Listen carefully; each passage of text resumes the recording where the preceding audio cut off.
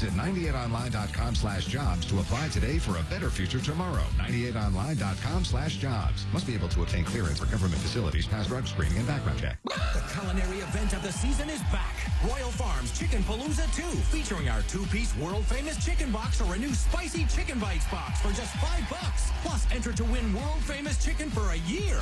Chicken Palooza 2 is going on now at all Royal Farms. No purchase necessary to enter or win. Sweepstakes ends 8/28/19. Chicken for a year prize to be awarded as 8 $100 Royal Farms gift cards. For details and official rules, visit royalfarms.com/chicken-palooza. Void where prohibited. Spicy chicken bites available from 10 a.m. till 10 p.m. only. Sponsored by Royal Farms. Business owners and professionals face special challenges in divorce court.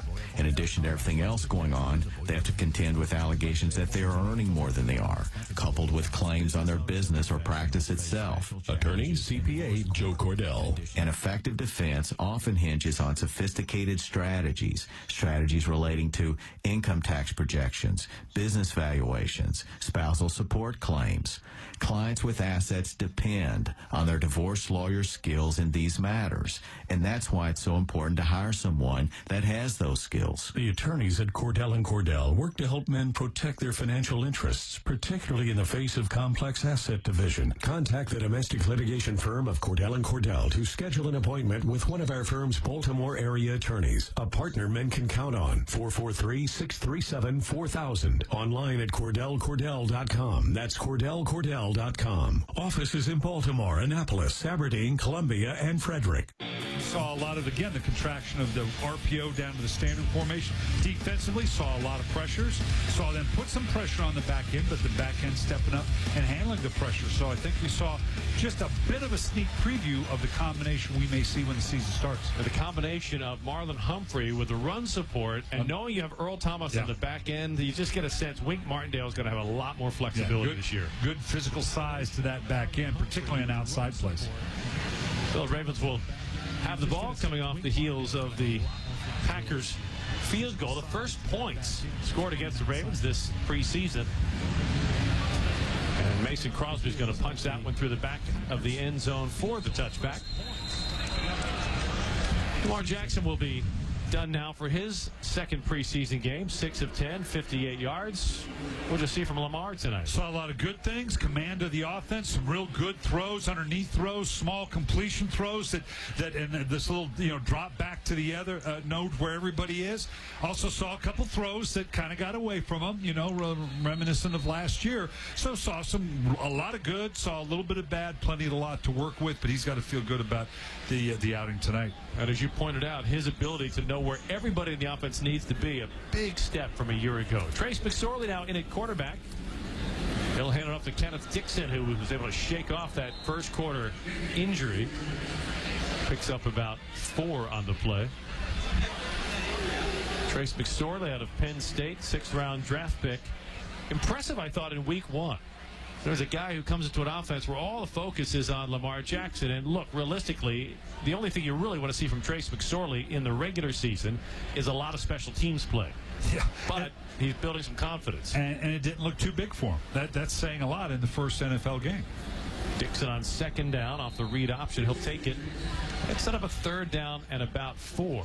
Now, last week, when McSorley came in, we saw Greg Roman go to a very different style of offense than he uses for Lamar Jackson. Yeah, we're seeing more traditional looks. A lot of the eye got downhill. We got the 2 tight ends with some trips.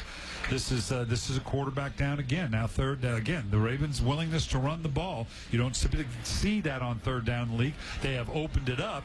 He's running some read option. We've yet to see him keep the ball and get to the outside edge. Brings Chris Moore in motion on 3rd down. And he throws incomplete. Boykin went up, couldn't pull the ball down. And the rookie 3rd round pick unable to secure the ball. We saw that last week with Boykin, where he made some big catches, and then he came down empty-handed on a couple of plays where the ball hit him in the hands. Those are the kind of plays for a big receiver. They're tough, but you got to make them. Yeah, that one's a little high, but he's a big receiver. Those exactly the kind of balls on the inside that he's got to come down with. Sam Cook will punt to Darius Shepard. Haven't had to see a lot of Sam Cook this preseason. Shepard will field it cleanly, slip out of 1 tackle. and get out to the 25-yard line. Packers will have the ball when we get back. 11 and a half minutes to play. Opening half. Ravens 6-3 on the Ravens Game Day Network. At Meritage Jewelers, we believe the rules of jewelry are meant to be broken, and we keep score by counting every yes, I do, and I love you. Just like our friends at M&T Bank Stadium, we live for our customers and stay true to being a positive force in the community. So we're excited to announce that Meritage Jewelers is now the official jeweler of the Baltimore Ravens. Let's show the Baltimore Ravens just how loud, proud, and devoted Meritage customers are. Your official jeweler of the Baltimore Ravens is Meritage Jewelers, 1620 York Road in Lutherville. At M&T Bank, we can't help you control the guys at your gym. Look at these pecs! And we can't help control other moviegoers. Oh, that's the guy who dies at the end, right? Oh, come on, man. But M&T sure can help you control your money. Like with My Way Banking, the account with absolutely no overdraft fees. My Way Banking lets you set up alerts and track spending right in the M&T app. You can even pick your debit card design. You can also withdraw cash, bank online, and deposit checks from your phone. So while we can't control the weather, It's gonna be another wet one out there. Hey, don't shoot the messenger, people. we can put you in control of your money. Head to any M&T Bank branch and open your My Way Banking account today. M&T Bank, understanding what's important. Without sufficient funds available to cover a transaction, the transaction will be declined. If your account is overdrawn, you will not be charged an overdraft fee. Certain conditions, fees, and restrictions may apply. Member FDIC. As the Baltimore Ravens energy choice, Constellation is proud to support another year of Sacks for Science. For each sack made by the Ravens defense during the 2019 season, Constellation will send a school group to visit the Power Up exhibit at the Maryland Science Center. One lucky school group will win the grand prize of a behind-the-scenes tour of M&T Bank Stadium with a special guest. To learn how your school can be part of the Sacks for Science program, visit BaltimoreRavens.com/Sacks for Science. 6-3, Ravens in front of the Packers. 11 half minutes to play here in the first half. For each sack made by the Ravens during the 2019 season, Constellation, America's energy choice, will send one group of students to visit the Power Up exhibit at the Maryland Science Center. To learn more, visit BaltimoreRavens.com/Sacks for Science. All right, Coach, Matt Judon with one of those Sacks for Science tonight. Yeah, how about this look? This is kind of a 3D look that you come all the way around. You can see he ran him down from the opposite side of the defense to keep him from getting additional yardage. Very athletic, lots of speed. New quarterback for the Packers now. Tim Boyle in under center. Dexter Williams joining him in the backfield. Williams on first down tries to get around the edge, and he'll just get out of bounds. He got around Matt Judon, but Judon had enough penetration to force him to the sideline. This is an area where we talk about the edge pass rush, but setting the edge on the run is something that Terrell Suggs did, I thought, as well as anybody in the NFL. Yeah, and you don't really talk about that a lot because it was always the sacks and his impact in that regard. But you're right. That's the combination, particularly with teams. It is so hard to run on the inside against the Ravens that you got to be able to run the ball on the outside. And it's so important for those ends to be able to set that edge. Packers lose 2 on the play. Off the play fake. Under pressure. Complete to the tight end, but for a loss back to the 20-yard line. Great pressure coming that time as Chuck Clark finishes off the play. So as we look at the edge for the Ravens, there's your starting edge rush. Matt Judon at Sam, Pernell McPhee at rush. The question becomes, where is the depth? You go from 2 veterans, 4th year and a 9th year, guy with 19 career sacks, a guy with 31 career sacks. We'll show you the depth after this play, and it's a big drop-off in terms of experience. Tim Boyle on 3rd down and long. Goes to the screen, and Matt Judon is right there to track it down from the opposite side of the field. Matt Judon all over the field tonight. That's one edge to the other. Well, it's the combination of losing Suggs, and remember, we lost Zadarius Smith as well. He averaged 5 sacks per season in his 4-year career. So it's that combination, you're right, where the depth and where before it was always, where are we going to find pressure opposite Suggs? Well, now where are we going to find that pressure from both sides? Do we have that guy that can command protection by way of turning the offensive line, putting a tight end there, bringing the back to that side? We'll take a closer look at that edge depth when we come back following the punt. On the receiving end, Tyler Irvin will get it out to the 35-yard line. Ravens in front by a field goal in the first half on the Ravens Game Day Network. Hi, welcome to this ad for Subway Delivery. How do you want it? I'll take the home meditation, please. Ah, very blissful. The path to fulfill your inner stomach, man. First, align your body with the sofa. Open your mind and order from Subway.com/delivers. Open your door to your delivery order. Open your mouth to a tasty footlong from Subway. All right. Delivery available in selected areas. See Subway.com/delivers for details. Imagine you're on a flight from BWI. Your seatmate is 6'7", 335. The guy in front of you has shoulders that take up 2 seats. Across the aisle, the dude's thighs are like redwoods, and every last peanut got scarfed up. You're flying with the Baltimore Ravens. It could happen. Just play new Ravens scratch-offs from the Maryland Lottery and enter the second chance drawing to win a trip with the team to the game in L.A. Unless you win $100,000 instantly, heed the call. Play new Ravens scratch-offs today, and please play responsibly.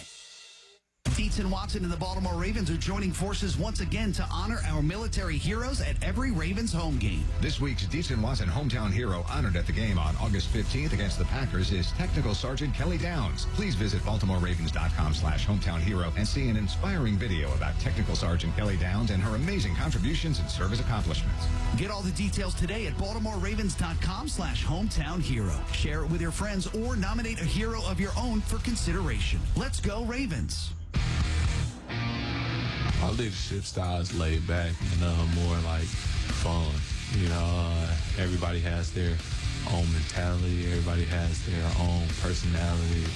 And I play off those personalities.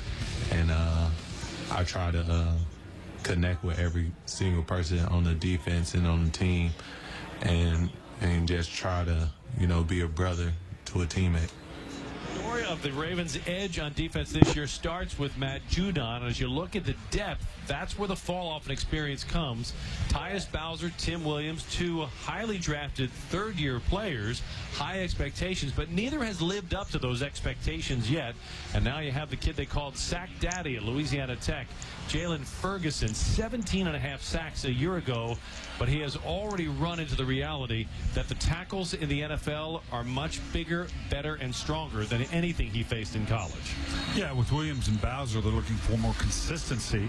And obviously with Ferguson, he's just at the beginning of his understanding of the multiple types of rush. Yes, he's got that, you know, strength to speed conversion, power rusher, but he's got to expand on his game as well. Jerry Sandusky, the coach. Brian Billick live from the Verizon broadcast booth. The Ravens to the run game on first down. Won't net very much, maybe a yard or two. We go down to the field and Evan Washburn. Well, guys, the other layer to this, and I'd love to hear both your perspectives, though, is body type. When you think about what they're replacing, in Zadarius Smith, 272 pounds. Pernell McPhee's back here, but he's close to 270 as well. That, to me, becomes a challenge when trying to set that edge. When you talk about the weight disparity from that tackle position to a smaller outside linebacker. And both of those players, Williams and Bowser, are trying to find what their strength is. Bowser's is probably more of a strength of physical off the edge, and Williams is more speed. Foul. Defense, number 25, lowering the helmet and initiating contact. It's a 15-yard penalty from the end of the play. Automatic first down. While Evan was talking, a short completion to Chris Moore turns into a big gain because of the hit to the defenseless receiver. Yeah, and we haven't talked a lot about this since last year, but clearly drop the head, helmet to helmet. That's going to get called every time. That's a classic look that obviously we haven't focused as much on it compared to last year where there was so much emphasis, but that clearly is the call. Puts the ball at the Packers 40. A little quick tight end toss to Hayden Hurst. Bounces off one tackler. Has to struggle, though, to get back to close to the line of scrimmage. We've talked so much about Mark Andrews. Hayden Hurst was the first of 2 first-round picks a year ago, Lamar Jackson being the second.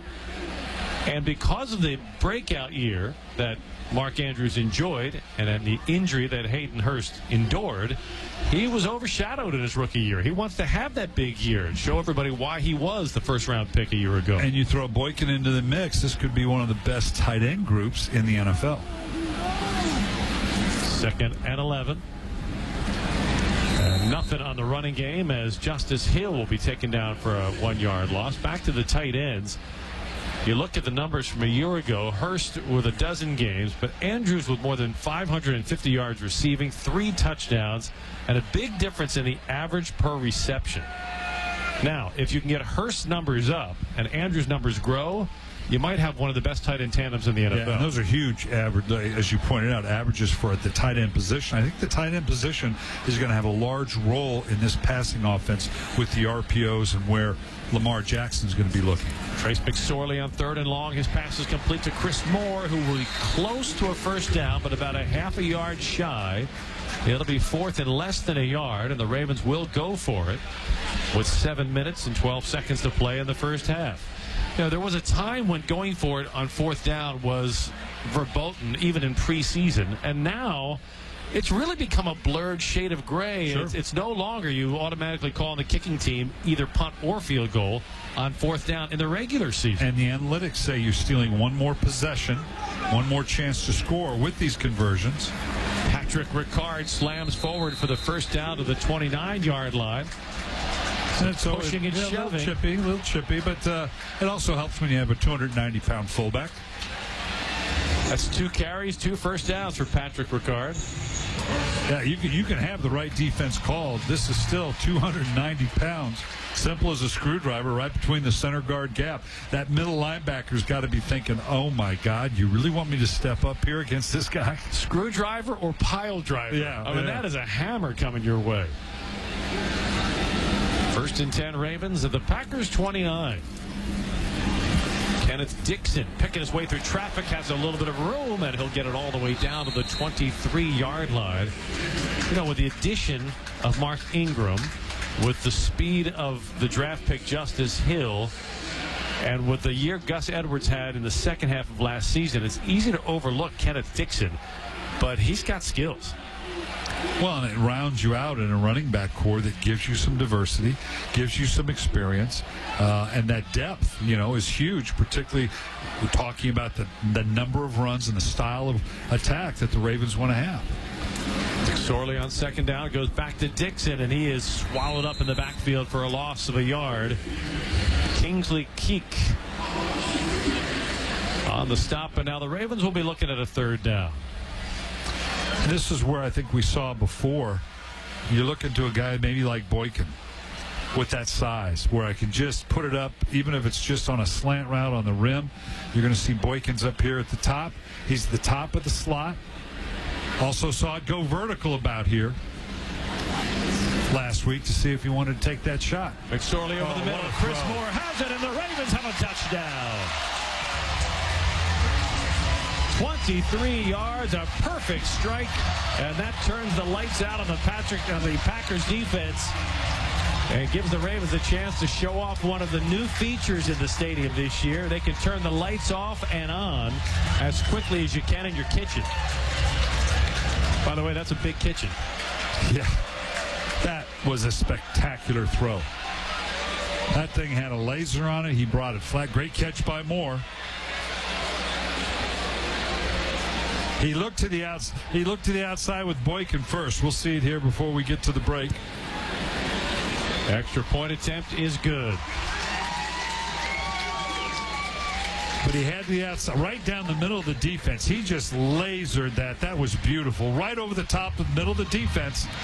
Actually pretty good coverage. Outstanding throw. The Smashing Pumpkins.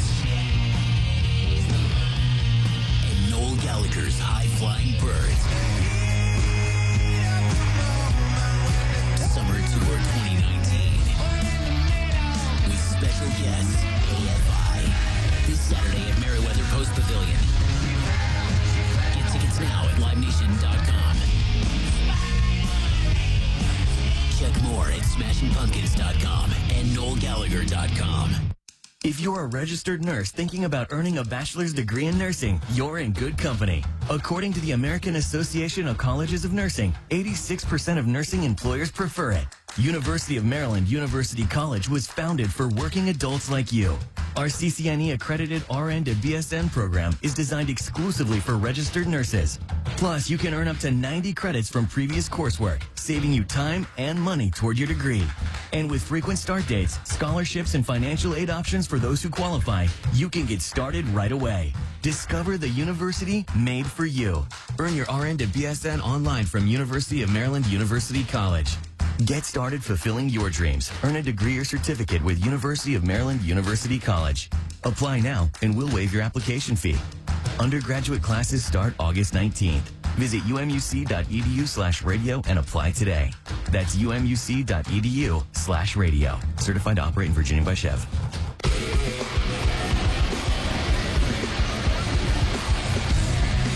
Trace McSorley, this was impressive now. A couple of throws that he made, particularly on the touchdown throw. That was right down the middle of the defense. You can see in the slot, Chris Moore, where's the free safety? You got to know where everybody is when you make a throw like that. Put it ball high right in front of the DB. DB had great trail coverage, did a great job with it, and he knows this is not... for a young man, I know it's preseason. You only get so many opportunities like that, and he certainly delivered. And McSorley knew when he was drafted that he was going to have to make this roster as a special teamer, a gunner, a personal protector, because they don't want him playing quarterback. It means something's happened to the starter. But when you get your reps, all of a sudden, I think the coaches feel a lot better about the fact that if RG3 is not ready week one, you might have somebody there who could carry the load, at least in practice, because he's going to give you a real look. Well, we equated it to Taysom Hill in New Orleans, where you don't have to put him on practice squad because it's not wasting a spot on a third quarterback in the 53 because he can do some other things. Malik Taylor with a return across the 20 and spun down at the 25-yard line. A penalty flag is down on the play.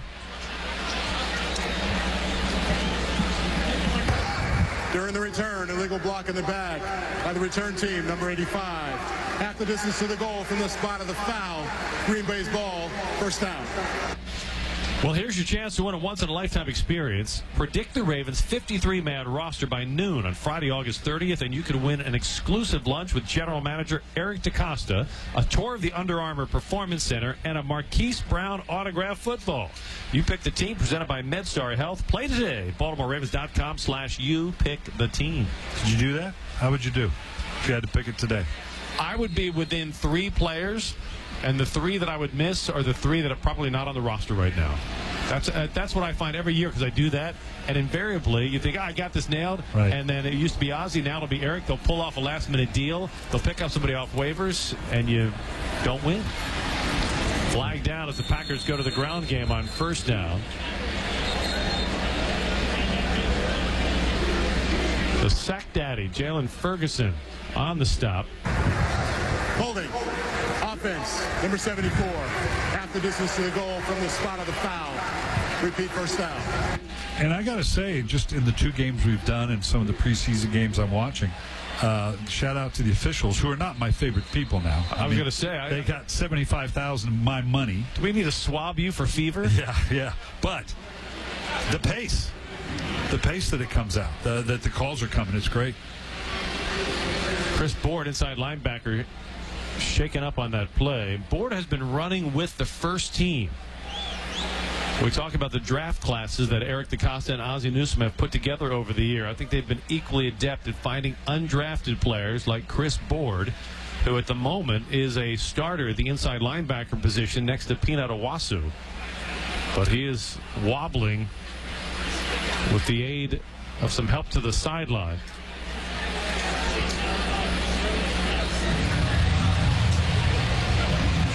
Yeah, he just got hit. You don't want to conjecture what it is, whether it rung the bell a little bit, and obviously that way their head snapped a little bit.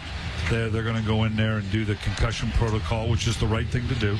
Anytime you talk to Coach Harbaugh, a smile comes over his face with regards to Board. You get a sense that he could be a guy that is really going to blossom into a legitimate big-time NFL player. But you had one of those guys in Bart Scott.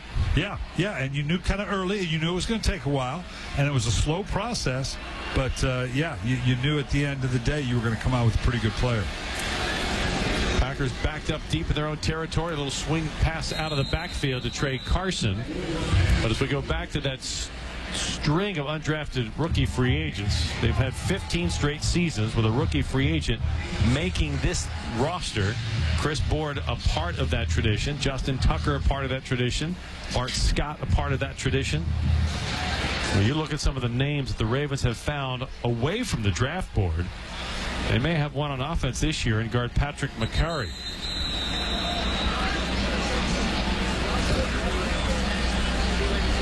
John Harbaugh appears to have thrown the challenge flag. He has. Not sure what it is he's challenging. In terms of where he was down, maybe he thinks he got a little more yardage than, I don't know, we'll have to see. Coach is a bit more liberal with the challenge flag in preseason. Oh, yeah. Baltimore has challenged that there was offensive pass interference on the previous play. Okay. We will review the play. All right. I was just about to say we haven't seen this, and we'll have to see exactly which combination they're talking about, whether it was pass interference or not. We've talked a lot about the fact that interference calls are challengeable and reviewable, and that's not just the ones that are called. The ones that are not called are also challengeable up to 2 minutes in each half. So it's Ron Torbert taking a look on the Toyota Coaches Challenge. Tell you what, I think their defense is back on par this year. Is trying to get a feel for what they should challenge, when they should challenge it, and what they can get overturned. I wish I could have seen the call. I think he's thinking there might have been a pick play here. So rather than actually the coverage, let's see if we can see a pick play come in here. Slot combination here on this side. And now as he comes to the outside, the outside receiver did come off. Maybe he's looking for a little bit of a push off. I don't know that they're going to get that called. When he's pushing off, though, the ball's not in the air. As long as he's not grabbing, it's not holding. I don't think he's going to win this one. From a tactical, let's look down here at the bottom, see what we think. No, that's just the give and take. Maybe that's not what they're looking at. I don't see anything there that would certainly. That was as much the DB giving a jam, legal jam, inside of 5 yards. Tactical standpoint, now you make this a law. You're putting on more in a hole. Inside of 4 minutes, maybe your offense gets in position. After reviewing the play, the ruling on the field stands as called. Baltimore will be charged with its second time out of the half. It does change what the coaches in the booth have to be looking at. Yeah, which is hard because you listen to the guys in the booth, and it's like you want to believe them, right? But it's like, Coach, the ball, it bounced in. He caught it. And then you go look up and it bounced twice. I was like, guys, what are you watching up there? But we need bigger monitors up there. Yeah. Jerry Sandusky, the coach. Brian Billick live from the Verizon broadcast booth. Ravens in charge, leading by 10. Packers looking at a 2nd and 7. Tim Boyle to throw. His pass complete out to the 26-yard line. Down to the sideline, Evan Washburn checking in. Evan, I know you've had a chance to visit with the league officials at the big meetings in New York. Give us some insight into what you gleaned as far as this reviewable interference call and procedures. Look, number one, it's going to be a major storyline early in the season, much like the dangerous hits to the head were last year. But the terminology to keep in mind is clear and obvious. That's what they're going to look for when these challenges are made to pass interference. Clear and obvious. If it's a borderline call, they're going to stick with the call on the field, it would appear. Clear and obvious, i.e. what happened in the NFC title game a year ago. So that's something to keep in mind. I really feel like this is similar to last year, where it's a lot of angst in preseason and going into the first couple weeks, but then kind of goes into the background as we hit the midpoint of the year. Because the other thing that has not changed are the number of challenge flags each coach gets. You still just get 2, third if you are correct on your 2 challenges. So you can't burn them early. You have to save them in the event you get a late 4 minutes left in the half play that could impact the outcome. Trey Carson on the carry for the Packers, working off the right side of the line. Won't get far at all, maybe a half a yard, setting up third down for Green Bay with 2.5 minutes left in the opening half. Jalen Ferguson on the stop. Had a chance to visit with Jalen Ferguson. Brian, all rookies are young. Some are younger than others. This is a young man who is wide-eyed, a lot of potential, huge frame that he can grow into, but clearly the NFL stage is a big stage that he is not used to. No, and just what it is to be a professional. But he recognized the things he needed to work on. That gives me hope for a young guy like that, knowing that I know I'm not there yet, but I know what I need to work on. Third down and 5. And the Packers way out of synchronicity on that one as Tim Boyle throws it into the Ravens bench area. And that'll bring us to the 2-minute warning with the Ravens in front by 10 on the Ravens Game Day Network. Hurry into the Ford Hurry Up and Save sales event and get 20% estimated savings on select Ford SUVs. Plus, earn complimentary maintenance through Ford Pass Rewards. Modem must be activated within 60 days of purchase through the Ford Pass app on a smartphone and remain active for at least 6 months after activation. Eligible on select 2019 model year vehicles. Vehicle must have arrived at dealer at least 61 days prior to the sale date. Estimated savings include an average dealer discount based on a sales survey of average discounts offered by Ford dealers nationally. Discount may vary. Dealer determines price. For all offers, take new retail delivery from an authorized Ford dealer stock by 9/3/19. See participating dealer for complete details. Dietz and Watson and the Baltimore Ravens are joining forces once again to honor our military heroes at every Ravens home game. This week's Dietz and Watson hometown hero honored at the game on August 15th against the Packers is Technical Sergeant Kelly Downs. Please visit BaltimoreRavens.com/hometown hero and see an inspiring video about Technical Sergeant Kelly Downs and her amazing contributions and service accomplishments. Get all the details today at BaltimoreRavens.com/hometown hero. Share it with your friends or nominate a hero of your own for consideration. Let's go Ravens. At Meritage Jewelers, we believe the rules of jewelry are meant to be broken, and we keep score by counting every yes, I do, and I love you. Just like our friends at M&T Bank Stadium, we live for our customers and stay true to being a positive force in the community. So we're excited to announce that Meritage Jewelers is now the official jeweler of the Baltimore Ravens. Let's show the Baltimore Ravens just how loud, proud, and devoted Meritage customers are. Your official jeweler of the Baltimore Ravens is Meritage Jewelers, 1620 York Road in Lutherville. This season, you can share a Coke with your team on it. So I'm going to tell you how with a little help from this quarterback. Sally, 44! You can share a Coke when your team's up. Red Poncho! You can share a Coke when your team's down. Happy Jolly! You can even share a Coke with your rival on game day. Chili, chili, chili! Or you can share a Coke when you're giving out your famous guacamole recipe in a completely packed stadium. Cilantro, chopped onion, squeeze a lime, rub a tomato, hike! Share a Coke with a fan this season. Ice cold, delicious! A little anticlimactic here.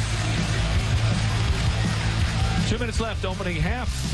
Ravens in front 13-3 in front of the Green Bay Packers. Coming up in the second half, we're going to have on-the-field interviews with Mark Andrews and Mark Ingram. Ingram getting his first playing time as a Raven. Brian Billick is going to give us some of his offensive projections for an offense unlike any the NFL has ever seen before. You want to see the way the coach projects this offense in 2019.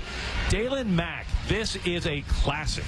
He got punked by his teammates, and it is the gold standard of rookies learning their place in the NFL. We'll let you in on the inside joke and a whole lot more in the second half of tonight's game between the Ravens and the Packers. So stick around. Ravens will get the ball back at least this once with 2 minutes left to play.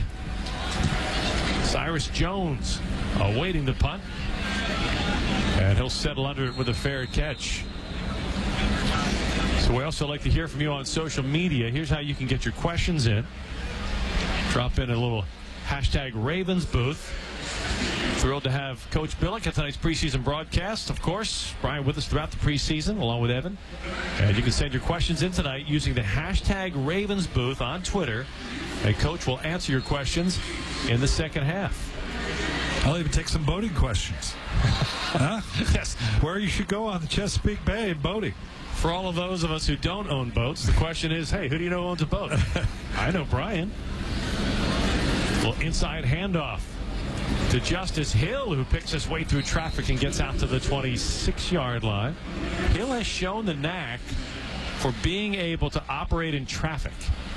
Can't coach that necessarily. And he's just the kind of guy that can take that little hole. All of a sudden, with that burst, you're going to get a big play, particularly in a spread-out defense in 2 minutes. McSorley in a crowd. He gets picked off the deflection. And coming down with the ball is Curtis Bolton. Trace McSorley was looking for Miles Boykin. That throw was off the mark.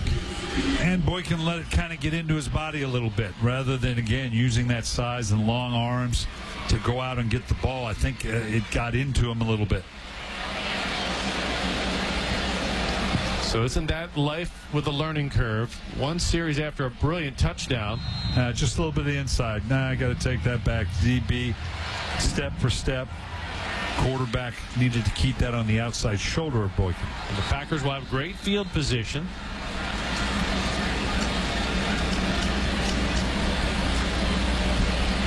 Ron Torbert, our referee, stopping play. No challenge from the coaches because we are under 2 minutes. All challenges in the final 2 minutes of the half come from the booth. Green Bay ball at the 33-yard line. And Tim Boyle's pass is complete for a gain to the 30. Good coverage by Cyrus Jones. Keeping the ball in play, keeping the clock running. The Packers have a full complement, all 3 timeouts remaining. And again, you talk about situation, you hate to see it happen, but sudden change, turnover inside the 40, your defense has to adjust. Great teaching situation in preseason. Boyle complete on the slant pattern. Darius Shepard will have a first down at the 22-yard line as we head into the final minute of the opening half. The Packers trying to put points on the board on the heels of a Trace McSorley interception. Boyle under pressure, and his pass is caught down at the 7-yard line and stripped away. What a nice play by Deshaun Elliott. That ball was right in the hands of Robert Tonyan. And before Tonyan could complete the reception, Elliott strips it away before he gets to the ground. Yeah, he was coming down with this ball. Nice throw, going up to the big tight end, and is able to strip it out. Oh, they might challenge that. Let me see. Does he have possession when he comes down? Oh, boy, that may have come out afterwards. It's got to be a booth review, so they're letting it go. I might be a little upset if I was Matt LaFleur. 2nd and 10. Boyle to throw.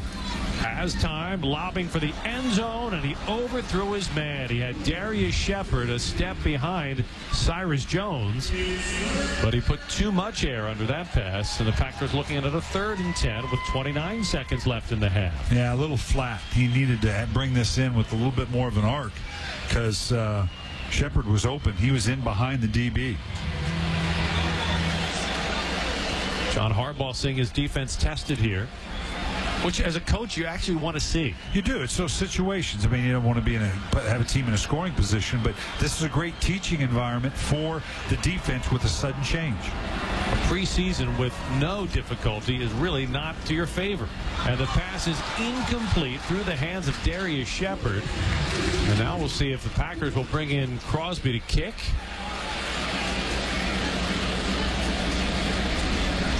That's a win for the defense. Being put in that position. Turnover inside the 40. Sam Fiken will be the kicker who gets the call. Crosby's night apparently done. Fiken will attempt a 41-yard field goal attempt.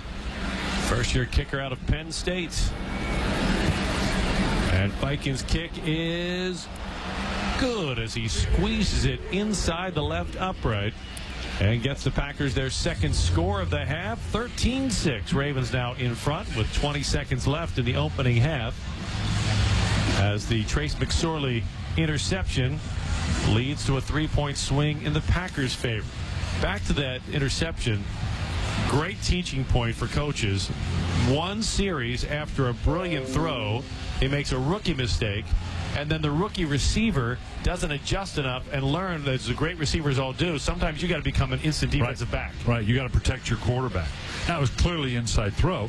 And McSorley's probably feeling his oats a little bit, going, yeah, I can get this in here. He just, obviously, with the great touchdown pass he had to Moore, he figured, I can slip this thing in here, and obviously was a little off the mark. A throw he's got to learn from. May have been tipped at the line of scrimmage because it looked like it was floating a little bit. Either way, it's an ill-advised toss. It cost the Ravens 3. And Trace McSorley gets fed a slice of humble pie after levitating to the sideline. We'll see if we get any kind of return to set something up to maybe give you a shot to think if you want to take a shot down the field to get into field goal position again. Likely probably just take a knee. Tyler Irvin will take that 2 yards deep, brings it out of the end zone, and is going to get in trouble as he is spun down at the 11-yard line. So Lamar Jackson and Hollywood Brown sharing smiles on the sideline. That is speed squared. When you have an offense that's going to have Lamar Jackson, Hollywood Brown, 2 big-time tight ends, Miles Boykin with a big body, all of a sudden, the veteran leadership in the backfield with Mark Ingram, Greg Roman has a lot of options that he can do different things with week in, week out. This is not just going to be the Lamar show. That's the only thing you hate with Brown being down, and they're just going to run this thing out. Or not. They'll run it with a burst. Yeah. But Justice Hill gets a first down on first down, and that should take us to the end of the first half. It will, with the Ravens in front 13-6. So we saw some bursts from young players, as has been the case so far. The biggest plays were called back by penalties, but nonetheless, the Ravens with a 7-point lead heading into the locker room at halftime. Whole lot coming up after the break with the Ravens in front 13-6 on the Ravens Game Day Network. Parents, it's back to school time. Review the rules of the road and remind kids to walk smart. Look up, look out, and stay alert. Use crosswalks and keep eyes up from devices. When driving, always stop for pedestrians and avoid distractions. The Maryland Department of Transportation State Highway Administration has partnered with Baltimore area Chick-fil-A restaurants for the Walk Smart Safety Program. Bring your kids to a participating Baltimore Chick-fil-A this Wednesday for a cool school backpack filled with fun and safety information. Stay safe and be cool for back to school. Visit roads.maryland.com. Hi, it's Marianne from 98 Rock. The summer heat is here. And I have to tell you, there's nothing better than walking into our new home and feeling that refreshing snap of air conditioning. You immediately go from sticky and tired to comfortable and cool. And that's what AJ Michaels does for all their clients. Since we got our new HVAC system with AJ Michaels, we've been nothing but comfortable in our new place. Not only did AJ Michaels get our system installed in a timely fashion, they took the time to understand the layout of our house and anticipated the issues we would have with our heating and AC based on their years of experience. Once Jim from AJ Michaels took a look around, he knew the back of our house would always be warmer than the front in the summer, so he recommended a dual zone system for us that helped those issues. And that's what they do for every client. They'll work around your schedule so the installation doesn't interfere with your day-to-day life, and they take your specific house and budget into consideration. AJ Michaels isn't just an HVAC and plumbing contractor. They truly focus on whole home performance, saving energy, and improving your comfort. AJMichaels.com. Do you want to work with the best electrical company in Baltimore? Walter Electric is currently hiring for residential service technicians and commercial foremen. If you're hardworking, courteous, and an expert electrician, then Walter Electric wants you to join our expanding team. Voted Baltimore's best electrician by Baltimore Magazine readers 4 years in a row. We hire only the best and offer top wages, benefits, and a $1,000 sign-on bonus. Start your Walter Electric career today. Applying is easy. Find us at walterelectric.com and click employment. WBAL News Radio 1090, FM 101.5, and the WBAL app. This is the Ravens Game Day Radio Network Halftime Report. Here is Brian Neiman. Well, the Ravens lead 13-6 over the Green Bay Packers here in Baltimore at halftime. Before we get to the highlights, let's pause 10 seconds to let stations identify themselves on the Ravens Game Day Network. WBAL, W268BA, WIYY, HD2 Baltimore. Now in Greater Baltimore at FM 101.5. So a mixed bag, I think, for the Ravens, but they lead nonetheless 13-6 over the Green Bay Packers. Pete Gilbert joins me now. Lamar was pretty good, pretty solid. I give him a B. 6 of 10, 58 yards. quarterback rating of 76, 2 rushes and 14 yards. Yeah, only one throw I think that he would like back. It was a slant, say Hayden Hurst, he threw behind him. He threw a nice deep ball for Hurst where only Hayden was going to have a chance to make the play. Really nice coverage from Darnell Savage, but again, we saw the electricity when he chose to run on 3rd and long and made guys fall out of their socks on his way to the end zone. Was a lousy call again, blocking the back. They called him Willie Snead when it was clean on the shoulder. Should have been a touchdown. Yeah, that was the play of the game because we had to grasp for air for excitement and for our hearts in our throat for fear that he was going to get hit. But it was a touchdown that got called back. Looking at a 3rd down and 10 out of the shotgun. Jackson will run. Sidesteps a man, gets inside the 10 to the 5, hurdles a man, and steps in for the touchdown. Oh, Lamar Jackson with a flash, but a flag on the play. Yeah, flag for an illegal crackback on Chris Moore, which nullified the touchdown run for Lamar Jackson. On Snead there, and it was it was a good call. Him square in the shoulder. They missed it. But, again, I was hoping to see Lamar have a connection of a pass 20, 25 yards down the field. We have not yet seen that in the preseason. But otherwise, again, efficient, did a nice job running the offense, and wants to finish the drives. The 2 that he led scored, but both are field goals. We saw Mark Ingram for the first time. Very first play of the game. Handoff to him for 7 yards. A pretty solid performance from Mark Ingram. Yeah, he got a little work in tonight. Got his touches. Got what he wanted out of it. The one drive. Running back doesn't. I mean, a veteran running back doesn't need a lot of carries. He likes to get hit a little bit to feel comfortable. But you look at the rushing yards, 79-7 at the half. The Ravens were able to run the ball throughout. The Packers were not. Trace McSorley had the 1 touchdown pass. We'll get to that coming up. 5 total drives, really, for the Ravens. 2 field goals, 1 touchdown, 1 punt, and 1 turnover. That interception by McSorley. More coming up in the highlights as the Ravens lead the Packers 13-6 at halftime here at M&T Bank Stadium.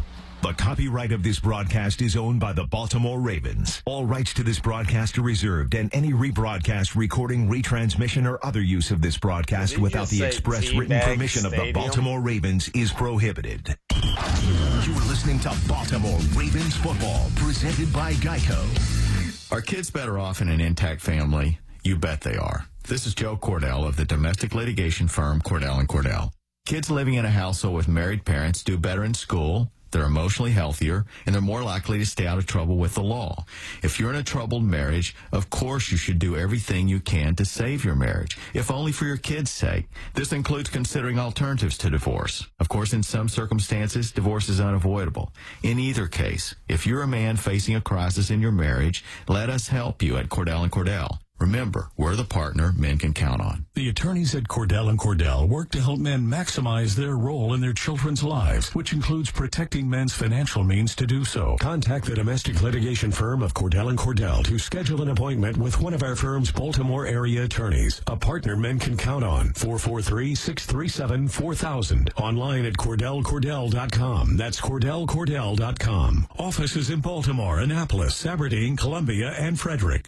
Hi, I'm Patrick Fingles, owner of New Look Home Design. When it comes to buying your roof, there's a right time and a wrong time.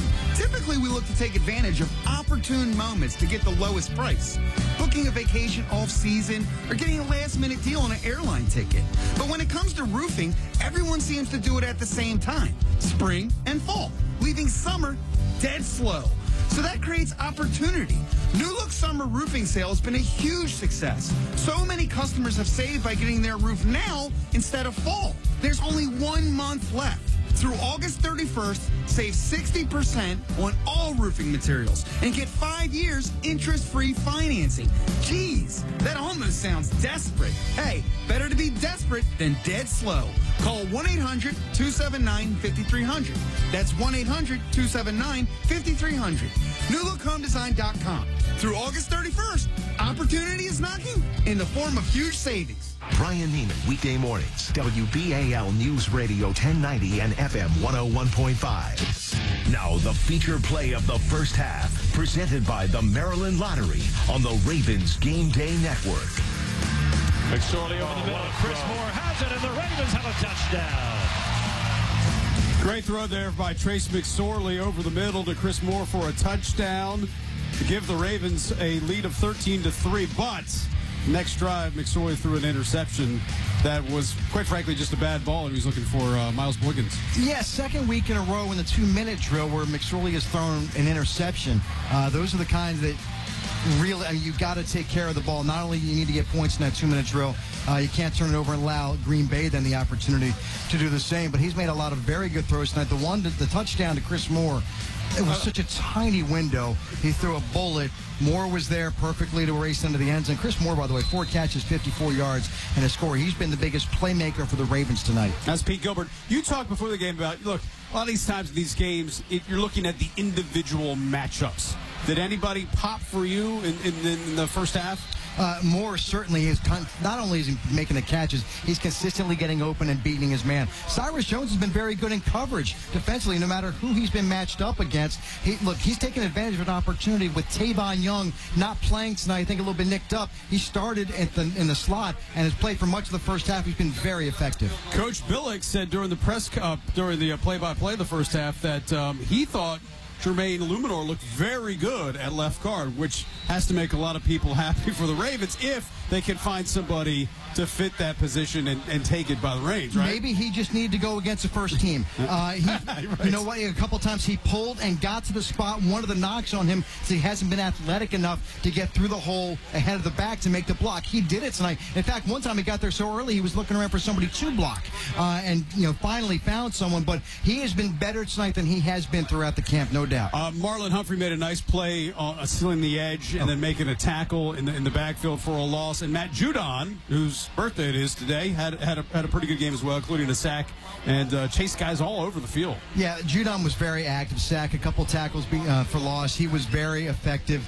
I'm still waiting to see the pass rush that's not blitz-oriented. Someone just beating their man and getting to the quarterback. We haven't seen that tonight. We didn't really see it last week either, one-on-one in the first half, when really you do want to see those kinds of plays. Yeah, 1 3-and-out for the Ravens defense, which is brought to you by PMSI. The one negative you have to say, more penalties tonight than certainly we saw against Jacksonville, which I'm sure Coach Harbaugh will not like, and I think I'll give him a little bit of a motivation for the practice coming up against the Eagles next week. All right, Pete Gilbert, the halftime score 13-6, the Ravens over the Green Bay Packers. Now let's rejoin Jerry Sandusky for third quarter action, brought to you by Safeway.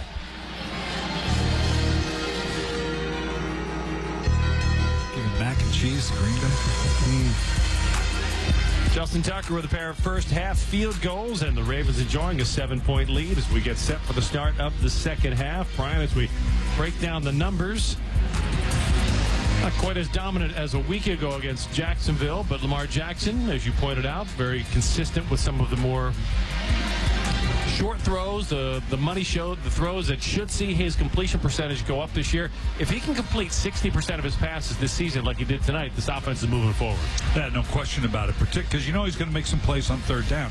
That efficiency on first and second down at that 60% level, we saw good and bad, some of that accurate stuff underneath that allows the receiver to catch the ball at just the right spot, turn his shoulders quickly, and get the extra yards. A couple throws down the field that were a little off mark that you're going to need to make to get above that 60% level. Take a look at some of the throws that Lamar made in the first half to help the Ravens get to this 13-6 lead.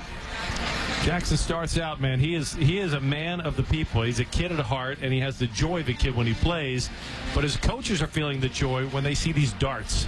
Yeah, and look at the ability to catch the ball. That allowed him to get those extra 8, 9, 10 yards. Knows where everybody is. Hits Edwards or Dixon here trailing in behind. Again, look how quickly Snead was able to turn up and get the extra yards because of the placement of the ball. Had a touchdown run in the first half that was called back from holding, but it gives you a sense of what the regular season can hold with that combination of the runs that we've seen with the passing we didn't see a year ago. And he certainly has started to collect quite the number of people who have Jackson jerseys. That is the jersey to have in Baltimore now. He is the new face of the franchise, and it's a face unlike any other franchise, because when you look at Lamar Jackson, you're not looking at a Tom Brady. You project his numbers, Brian. Yeah, let's look at the numbers from last year and in terms of what he was able to do. And then you'd extrapolate it out to 2019 on that same level. Let's keep him at that approaching 60% completion, under 400 throws. I think it's going to be a above that. We'll build this over the next couple of weeks as to where we think we're actually going to be. 2-to-1 touchdown to interception ratio. You throw us running touchdowns there as well. These are going to be good numbers, and I think they're going to be a little north of that. The question is, how many more throws is he going to get versus how many of the runs he's going to have based on what he's done tonight? And that is a question that will be answered in part by offensive coordinator Greg Roman, in part by the defenses that Greg Roman runs into, because every week the Ravens are going to see defenses that have their theory of how to stop this new look offense that is unlike any other a team has ever brought into the regular season in the NFL.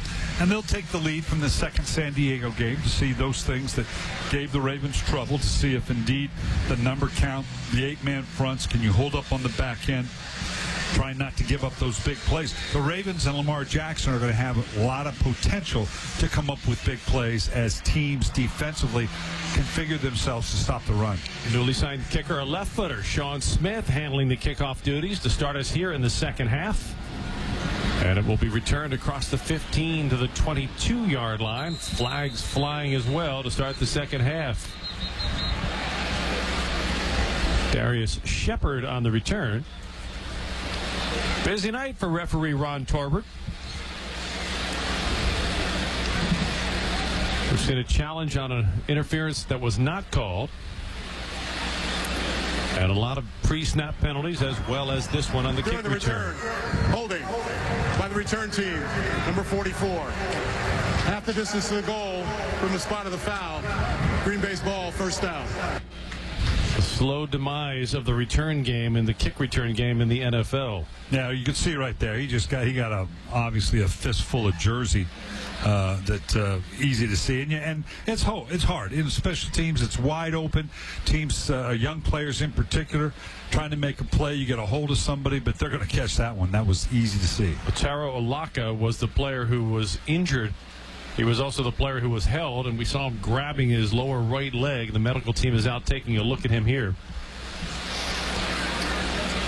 You certainly hope it's not a serious injury, but for some young players, if you can get injured in preseason and it's not career threatening, it can buy you a year on injured reserve where you're around, you learn a little bit, and you develop. We saw that with Jaleel Scott last year. Jaleel Scott, a draft pick, 4th-round pick at wide receiver, didn't have an impressive camp, suffered a hamstring injury in August, and all of a sudden, a year later, he's making plays. He's a big target. They're excited about him, and they're talking about him being involved in the game plans this fall. So sometimes an injury to a young player who's on the bubble is not the worst thing in the world. Yeah, not that you want that or that you're hoping for that. Yeah, right now, but you're also looking at the general manager, obviously, is going, wait a minute here. That means I got to pay for an extra guy I may not have had to. And go find an extra guy. Sack Daddy. Jalen Ferguson making the tackle on first down as the rookie sets the edge. We asked Jalen what his first big purchase was, and he said, I went to Walmart with my twin 6-year-old sisters. I gave them each a basket and said, get whatever you want. And the smile on their face was reflected on the smile of his face. He said one of his twin sisters tried to put a bike in the basket, but it wouldn't fit. Wouldn't fit. He said what they put in that basket was amazing. It gives you an idea of what a thoughtful young man he is, that he didn't buy himself something. He bought his twin 6-year-old sisters a trip to Walmart. A fumble on the play, and the Ravens recovered. It's Patrick Ricard who comes up with the ball at the 6-yard line. So Ricard is not only a two-way player, but he's coming up with a ball on both sides of the ball. He's had 2 carries tonight, and now he comes up with a ball on defense, and he picks up first downs every time he touches the ball. Yeah, I think he had a little bit of an exchange problem here. No, he just got it on the hip. It's like the back never expected it to be there. I don't know if the back thought he was going to pull it back out or keep it, but it never had a clean exchange. And Ricard, one of the easier recoveries that he's ever going to make. And Ricard stays on the field as he comes out of the huddle as a fullback. They had youth football games going on at halftime. That feels like youth football. The defensive tackle gets the fumble recovery, and he lines up at fullback. First and goal. And the give is to The rookie out of Oklahoma State who backs his way down to the 2-yard line. Justice Hill, who's a speed and quick back, showed some power that time. He did. He stuck it up in there, and once he got hit, he kept the legs churning and got some yards. They got to give the ball to Ricard here, don't you? I mean, you get the fumble. This is William the Refrigerator Perry in the Super Bowl. And Ricard is still on the field. There's an injured Packer player down at the 20-yard line. Kadar Holman is the Packer player shaken up. Back to Patrick Ricard. We had a chance to talk to Wink Martindale this week, and Ricard's name is one that kept coming up. The defensive coordinator said he's had by far his best camp as a defensive tackle this summer. And it's one thing when a coach says that in a way to compliment, this kid has some talent, we love his heart. But Wink Martindale was talking about Ricard in a strategic tone of voice. Like, this is a kid I can trust to use this year. And what a luxury that is to be able to put. I mean, the fullbacks are a dying breed in this league, so a huge asset for them. We're going to step aside while the Packers take a look at their injured player. Ravens in front, third quarter. At M&T Bank, we can't help you control your neighbors. Can you turn it down? We can't help control drivers on your commute. Is that guy doing a crossword puzzle while texting? And we can't help control what's on TV. Political talk show. Oh, dogs wearing dresses. But M&T sure can help you control your money. Like with My Way Banking, the account with absolutely no overdraft fees. My Way Banking lets you set up alerts and track spending right in the M&T app. You can even pick your debit card design. You can also withdraw cash, bank online, and deposit checks from your phone. So while we can't help control how they say your name at the coffee shop, Giraffe Angel. It's Gabrielle. We can put you in control of your money. Head to any M&T Bank branch and open your My Way banking account today. M&T Bank. Understanding what's important. Without sufficient funds available to cover a transaction, the transaction will be declined. If your account is overdrawn, you will not be charged an overdraft fee. Certain conditions, fees, and restrictions may apply. Member FDIC. The Ravens know a thing or two about getting the job done. Just like Baltimore's other home team, BGE Home. Our certified technicians show up when we say we will, ready to fix it right the first time. And now with BGE Home's Ravens Savings event, you can save even more through September 30th on air conditioning, water heaters, plumbing, and more. Kick off the savings with the Ravens official HVAC partner. Call 1-888-BGE-HOME or go to BGEHome.com. Restrictions apply. BGE Home is not the same company as BGE or regulated utility. 017302.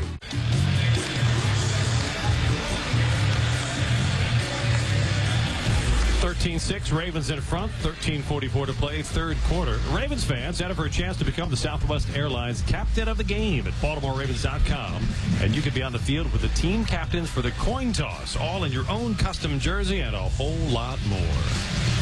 Cool experience. Be on the field with the captains for the coin toss. Right now, the Ravens looking at a 2nd and goal.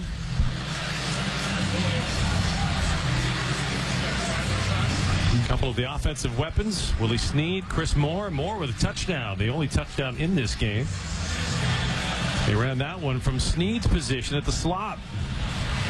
It'll be interesting to see exactly how Greg Roma decides to use his receiving core this year. We haven't seen Hollywood Brown yet. Hollywood Brown, a speedster, is also a guy you could see from some slot situations. Including some sweeps and jet sweeps, right, that kind of thing, down here on the goal line. Power formation. And the give is to Justice Hill, and he's in for the touchdown. Justice Hill, a dive play called. There was nothing there. He bounced to the right and then backed his way into the end zone. And for the second time tonight, we've got a chance to see the new light show that follows touchdowns in night games. That's 2 times now. Look at the power he gets to the outside. Normally a little back like this, he gets hit right at the line, right in here. You figure, no, that's going to be about it. But look at keep the legs right there for him to power his way into the end zone. That's a good sign for a speedy back like Hill. And did you happen to catch who they had in at tight end there? Yeah, put him on the edge. Patrick Ricard. I thought they might get that play action fake to the corner like you. I thought, it's coming. It's coming. Tucker's extra point is good. Patrick Ricard set it all up with a fumble recovery, and Justice Hill finished it off with a touchdown run. Let's get to know the rookie from Oklahoma State, Justice Hill, a little bit better. It's going to be exciting just knowing that I can go out there and contribute too. It's going to be fun just being out there scoring points and winning games. Feeling going into my first game, it was just surreal. I mean, I was just trying to take it all in. I mean, it's something you work your whole life for, and so finally being able to go out there for the first time, I just wanted to go out there and have fun and do what I always do. I'm self-motivated. Everything motivates me. I just want to be the best at everything I do. Every time I step on the field, I want to get better, because you're either getting better or you're getting worse, and so I want to keep making strides.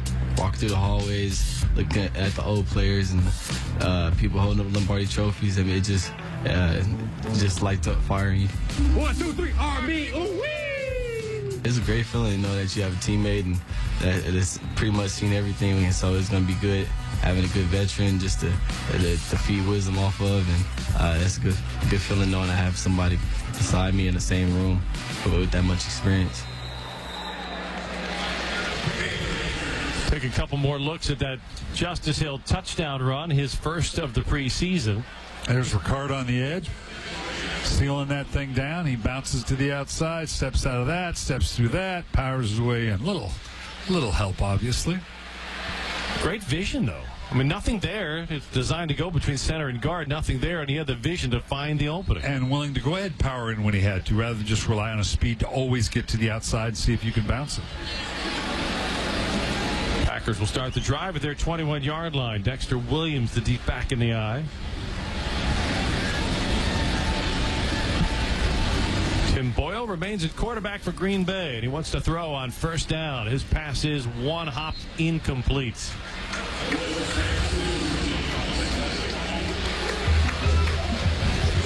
Geico scoring drive, a quick one. 2 plays, 6 yards, less than a minute. And Justice Hill with the touchdown and smile gives the Ravens the 13-point lead here with 13 and change to play in the third quarter. Jerry Sandusky, Brian Billick with you live from the Verizon broadcast booth. Week 2 of the preseason. Patrick Ricard has his mouthpiece on the top of his helmet. I don't know that it will serve him very well there. It's a distraction. Boyle's pass down the seam is dropped. Jake Kumaro left it on the turf, down to the field. Evan Washburn with an injury update. Well, guys, no real surprise here, but important to update everybody. Chris Sport has been designated out for this game with a concussion. We saw him go down after a collision in the first half, so it's a concussion for Board. Appreciate that, Evan, and that's a concern from this front. Board was running 1 on that inside linebacker position. Kenny Young has been running 2. The concussion could take him out of practice for a while, and that could change the nature of that competition. We'll keep an eye on that throughout the preseason. Packers with 3rd and 10. Boyle to throw, blitz coming. His pass is complete across the 30. And out to the 38-yard line is Alan Lazard, who moves the chains for the Packers with a 17-yard reception. The Ravens have been hit with a couple of those deep inside routes on 3rd down. Not a lot, but enough to obviously get Coach Martindale's attention. He brought some pressure off the edge. He brought a safety and a corner. When you bring in a safety and a corner, that means somebody's got to pick up extra duty. And it can't always be Patrick Ricard. Looks like he's got a mohawk going on his helmet. It's just his mouthpiece on the top. None of his teammates have bothered to tell him. Packers will go to the ground game. A big hole and gouging the Ravens defense is Dexter Williams, who will pick up 15 on the play. But a flag is down. Offense, number 74, 10-yard penalty.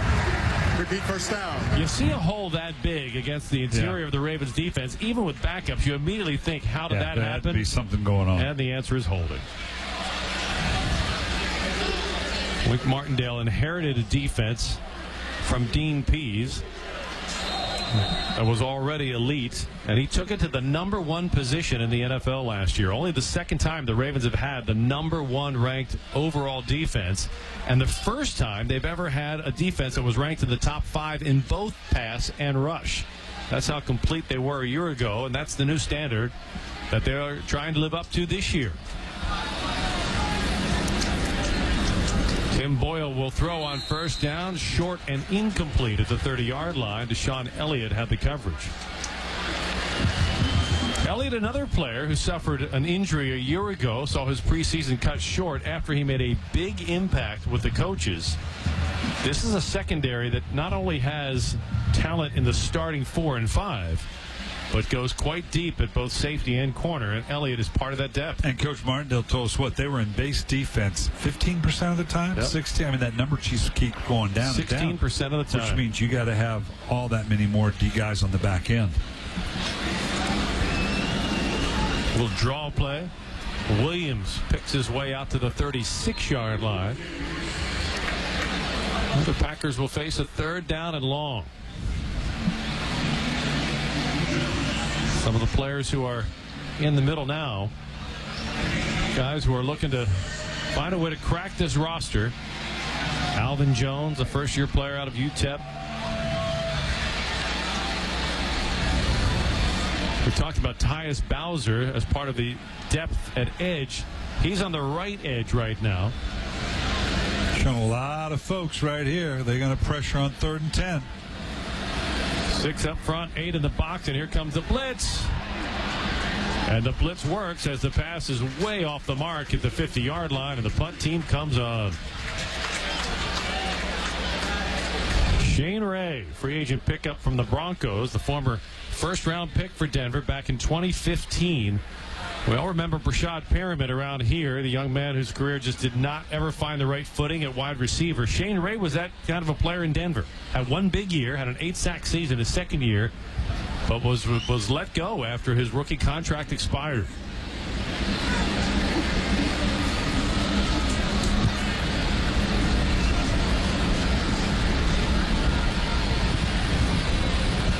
And that punt will sail into the end zone for a touchback. Ravens ball when we get back. 11:01 to play, 3rd quarter. The Ravens lead it by 13 on the Ravens Game Day Network. Parents, it's back to school time. Review the rules of the road and remind kids to walk smart. Look up, look out, and stay alert. Use crosswalks and keep eyes up from devices. When driving, always stop for pedestrians and avoid distractions. The Maryland Department of Transportation State Highway Administration has partnered with Baltimore area Chick-fil-A restaurants the Walk Smart Safety Program. Bring your kids to a participating Baltimore Chick-fil-A this Wednesday for a cool school backpack filled with fun and safety information. Stay safe and be cool for back to school. Visit roads.maryland.com. Hi, I'm Patrick Fingles, owner of New Look Home Design. When it comes to buying your roof, there's a right time and a wrong time. Typically, we look to take advantage of opportune moments to get the lowest price. Booking a vacation off-season or getting a last-minute deal on an airline ticket. But when it comes to roofing, everyone seems to do it at the same time, spring and fall, leaving summer dead slow. So that creates opportunity.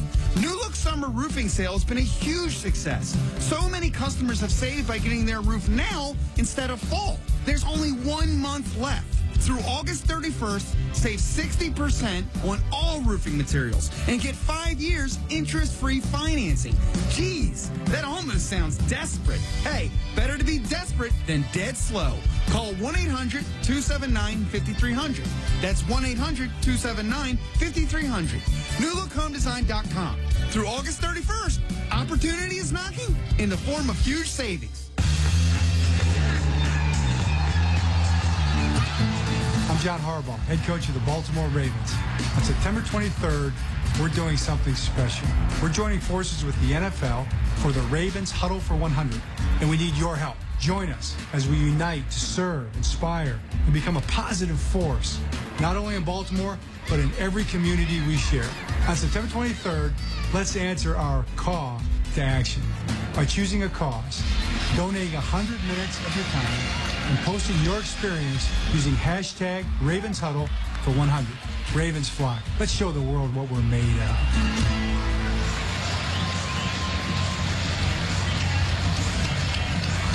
20-6, Ravens in front of the Packers with 11 minutes, 1 second to go here in the 3rd quarter. It has been all Ravens so far in this preseason, unlike a week ago where the Ravens didn't let Jacksonville into Ravens territory. The defense has been challenged at times. They have stood up to that challenge for the most part tonight. And the offense has had some flashes. One of those flashes, a Trace McSorley touchdown pass to Chris Moore for 23 yards in the first half. But he came back from that and threw an interception that led to Packer points at the end of the half. So now McSorley has to try to bounce back himself. He's got Justice Hill in the backfield along with Patrick Ricard. Off the play fake. McSorley down the seam, and that's complete to Scott out at the 37-yard line. We were talking about Jaleel Scott a moment ago. Scott came on the scene last year as a 4th-round pick.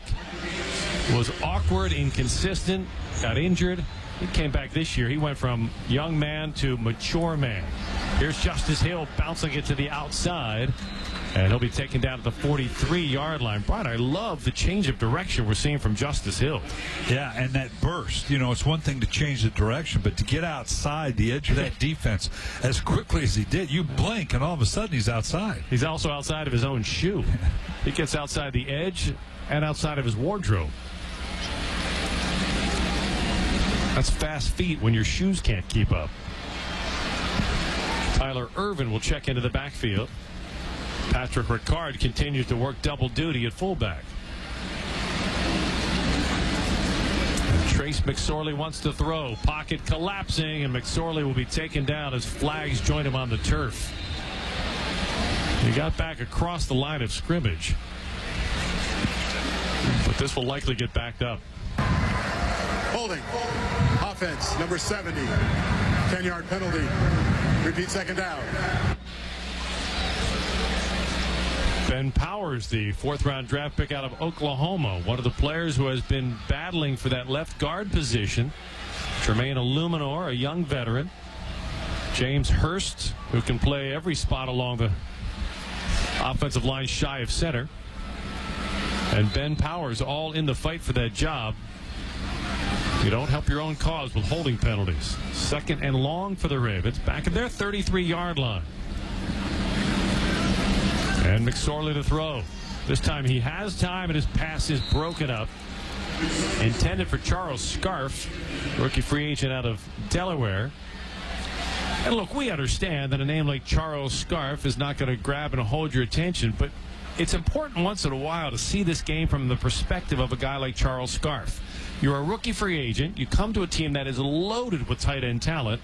You know you probably have no shot at making the team, but at the same time, it's still your life's dream. And you're on a team with a lot of talent, highly thought of around the league, an opportunity. People are going to be looking. People are going to be looking at this game. Somebody needs a tight end.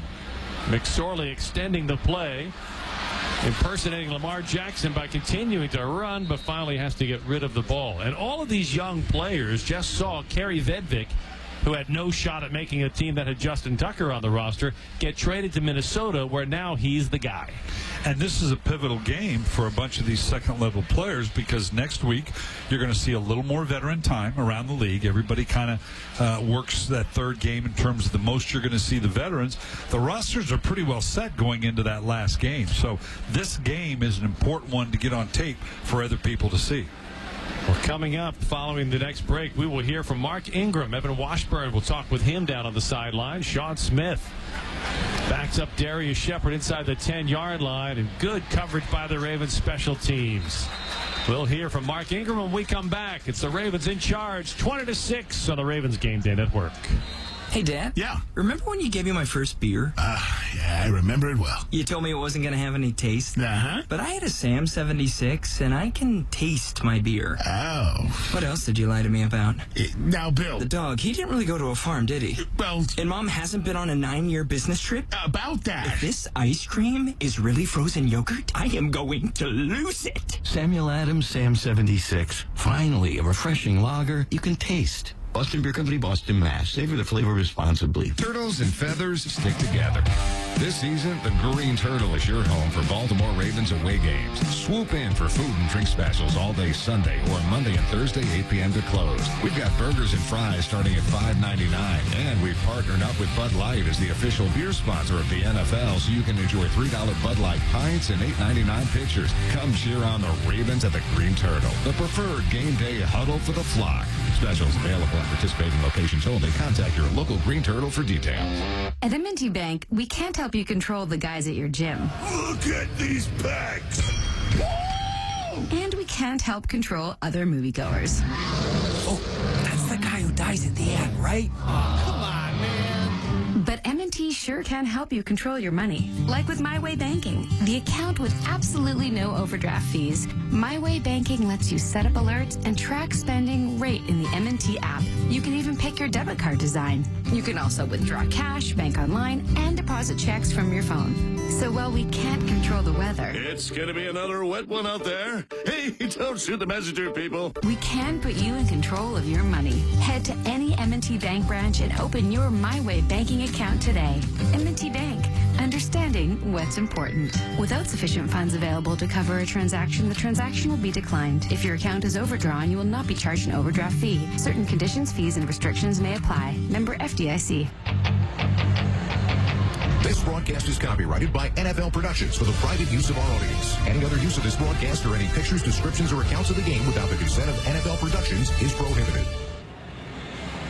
Welcome back here, third quarter action, and I'm joined by a very special guest here, Mark Ingram, a new Raven. And Mark, first of all, tonight, a chance to kind of dust it off a little bit, take a live hit. How did it feel? Limited action, but you were able to gain some yards, which is always fun. Yeah, it was great, man, just to be able to get in, get some run, man, get some live game action. Offensive line did a great job just giving me some seams and some creases to run through, and I just tried to hit it and make the most of it. From outsiders' perspective, it feels like you've come in and it's been a seamless transition with this organization and this team.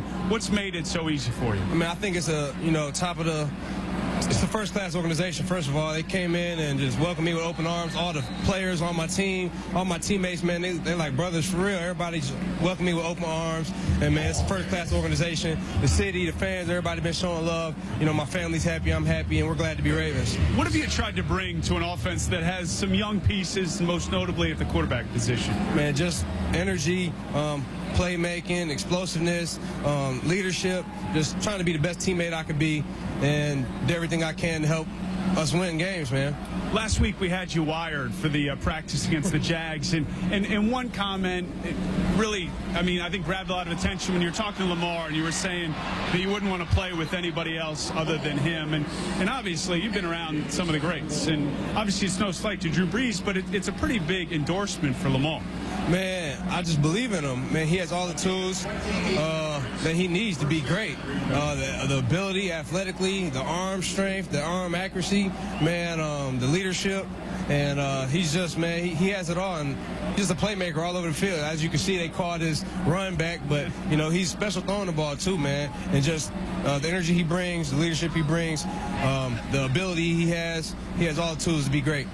And Mark, your personality is starting to shine here in Baltimore, and we got a great look at some of your off-season here as this play wraps up. And give us a sense of how you bounced around this offseason and posted some of these things on social media as you look at the family there and some of the things that you were able to do. Yeah, I mean, I think, me and my family, my two daughters, my son, my wife, of course. I think that was Easter, maybe. Just a great picture. We were on vacation here in Orlando, right here. Me and my daughter's on the bottom left. And I went to Colombia up there with some friends. And we just had a great time, man. Ravens picture. That's, I think, a birthday picture, but that was the day I got married.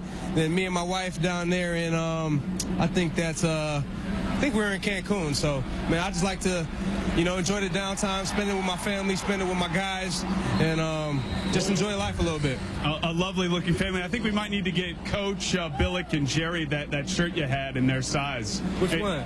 The one in the middle there with the family. Yeah. That was a got piece that I think they would like. That's a little custom right there, man. You can text us that custom guy, and maybe Jerry's big salary will pick it up. I got y'all. Mark, good luck. Thanks for the time. That's a good-looking shirt. I'm not sure that's going to come in our sizes. I don't think we'd look good in it, but that's a good-looking shirt. You need to be a certain kind of guy to pull that off, and Mark Ingram is that guy. Packers moving the ball. Or as the late Hank Strand would say, matriculating the ball down the field. A Darren Hall 28-yard run. The big play in this drive is now Wink Martindale's young defense starting to get tested a little bit. So that shirt we had the option tonight, wear that shirt or these. It was just luck of the draw we went with these. I didn't get the memo, so this is the one I had going. As we're told? Yes, absolutely. Packers got a pretty good drive here. You're right. This is going to test the defense a little bit because now you talk about the matchups that we're looking for with these young players, and this isn't about scheme. This isn't about calling the right defense. This is about getting one-on-one matchups to see who can make a play. And off the play fake, another completion. This one deep in the red zone. And Cyrus Jones with a touchdown-saving tackle. So this is where you're not necessarily looking for starting players, but you're looking at this point from the defensive coordinator and the head coach's perspective, guys who can play special teams and could be relied on if needed as the season progresses. Sure, and can they match up? You want to put some of these guys specifically in tough situations, a lot of man situations, say, okay, you're not going to get any help. Am I going to put you in a position where you can deliver?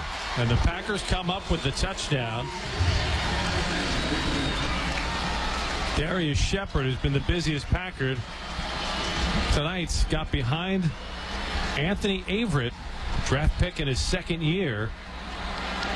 And Averett is one of those guys. I want to be very careful with this. You never know whose responsibility is what on the defense until you know what the defense that was called. But Averett is one of those guys the Ravens are looking at very closely to provide that depth we're talking about in the secondary. And down here, it's simplified. It's a cat defense. You cover that cat, you cover that cat, and we'll bring some pressure, again, just to orchestrate those one-on-one matchups we're talking about. Cover the cat and don't come away looking like the dog. 20-13, the Ravens in front of the Packers on the Ravens Game Day Network. Marianne here. Football season is upon us, and there's no better place to shop for your tailgates and parties than Wise Markets. You're already going to Wise for your weekly grocery deals, so pick up some good stuff for football games, too. Chips, dips, pizzas, go crazy and make some homemade guac. They have it all. And remember, every dollar you spend means you get a Wise reward point that you can cash in later for more great stuff. Make Wise your football tailgate headquarters. Eat better, spend less. That's Wise. CFG Community Bank wishes Baltimore good luck in the playoffs. We're your hometown bank, proud of our local roots. We offer convenience with access to 2,000 ATMs, local branches, online, and mobile banking.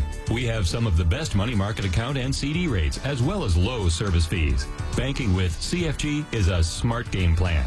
CFG Community Bank. Client-focused, community-minded. Get to know us today at cfgcommunitybank.com. Member FDIC, Equal Housing Lender. Do you want to work with the best electrical company in Baltimore? Walter Electric is currently hiring for residential service technicians and commercial foremen. If you're hardworking, courteous, and an expert electrician, then Walter Electric wants you to join our expanding team. Voted Baltimore's best electrician by Baltimore Magazine readers 4 years in a row, we hire only the best and offer top wages, benefits, and a $1,000 sign-on bonus. Start your Walter Electric career today. Applying is easy. Find us at walterelectric.com and click Employment. The Guinness Brewery, the Maryland Zoo, the National Aquarium, the Broadway Market. These are just a few of the high-profile local clients that Plano Cowden Construction works with.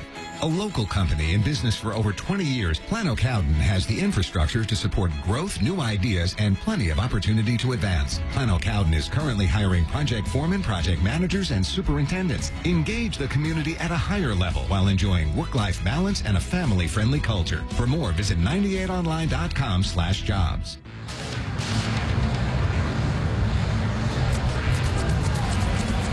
On behalf of the Maryland football family, we would like to extend a full football scholarship to Bruce Miller for the 2019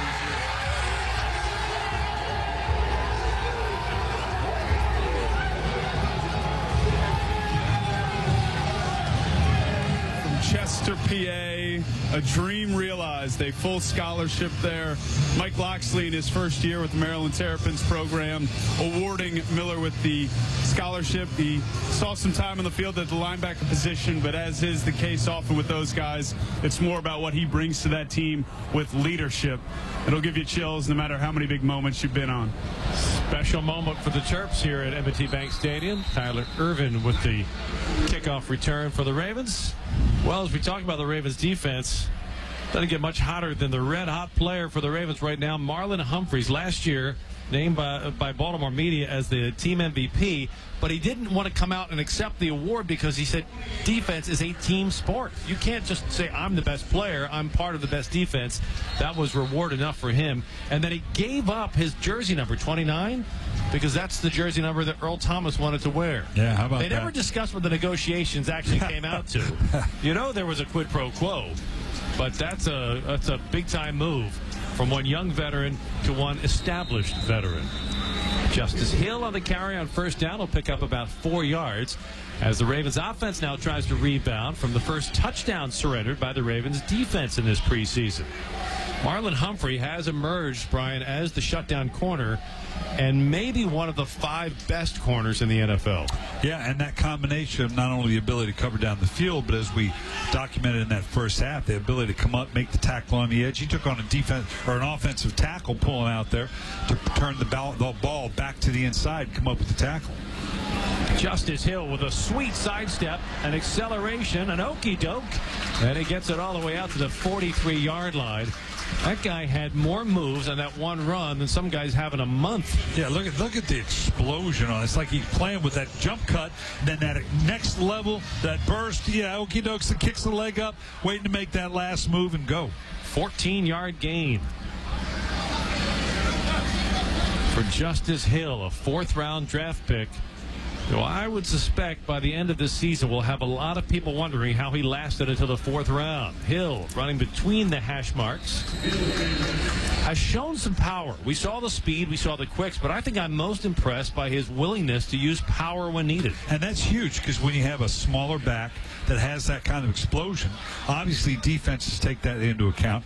There's a vulnerability between the tackles, and he can show that he's tough enough to shove it up there between the tackles. That's a huge plus.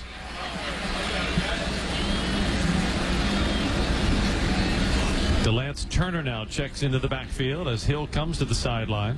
Trace McSorley will give it to Turner right up the middle. That'll set up a 3rd down and 2. Let's take a closer look at Justice Hill, 4th-round pick out of Oklahoma State. Said he knew at the age of 9 he wanted to become an Oklahoma State Cowboy. Trying to become maybe the most famous Oklahoma State product since Jimmy Johnson was the coach there. Fastest running back at the combine, 4.4 as blazing, but it's his quickness that really separates him. Scored 31 touchdowns in 3 seasons at Oklahoma State, and he's one of the tandem of brothers playing for brothers. His brother Dax plays for Jim Harbaugh at Michigan. A 5-star recruit. Lance Turner on 3rd and 2 can only get 1. And now the Ravens will face a 4th and short, and they will go for it. Here comes Patrick Ricard. Wow. Well, gotta love preseason. Right. This may be an opportunity to practice your no snap, no count. You know, like I said, yeah, you want to get through these situations. Now with Ricard and that 290-pound fullback, they ran it before. It's Ricard in front of Turner. And the give is a fake. And it's McSorley around the edge, and he's got an okey-doke move going. And he's to the 30-yard line with a 1st down. And that's the first time he's kept it. This is nice. Obviously, they're all inside. He's not done this before. He gets the outside in. He kicks up just a little bit. And then just so you don't make a man get out of bounds. Smart man, get out of bounds. Yeah. With the style of offense the Ravens run, the ball skills are crucial at quarterback. That was a brilliant play fake. It's a skill they work on extensively every day in practice. They give us to DeLance Turner, who is cut down at the 26-yard line. Drive consuming some clock now with under 1:40 to play in the 3rd quarter. And this is the style we saw from the Ravens after the bye a year ago. Pound, pound, pound, a big play here, a big play here. Just wear time off the clock and wear the opponent down physically. And with defenses getting smaller and smaller, we always already referred to the switch in terms of how little base you're in. If you could match up and pound away at a team like that, they don't have a lot of answers. Justice Hill back in the backfield. Little swing pass to Joe Horn Jr. Gets around the edge, but he's taken out of bounds shy of the 1st down marker. He'll be down at the 22-yard line. Had to get to the 20 to move the chains.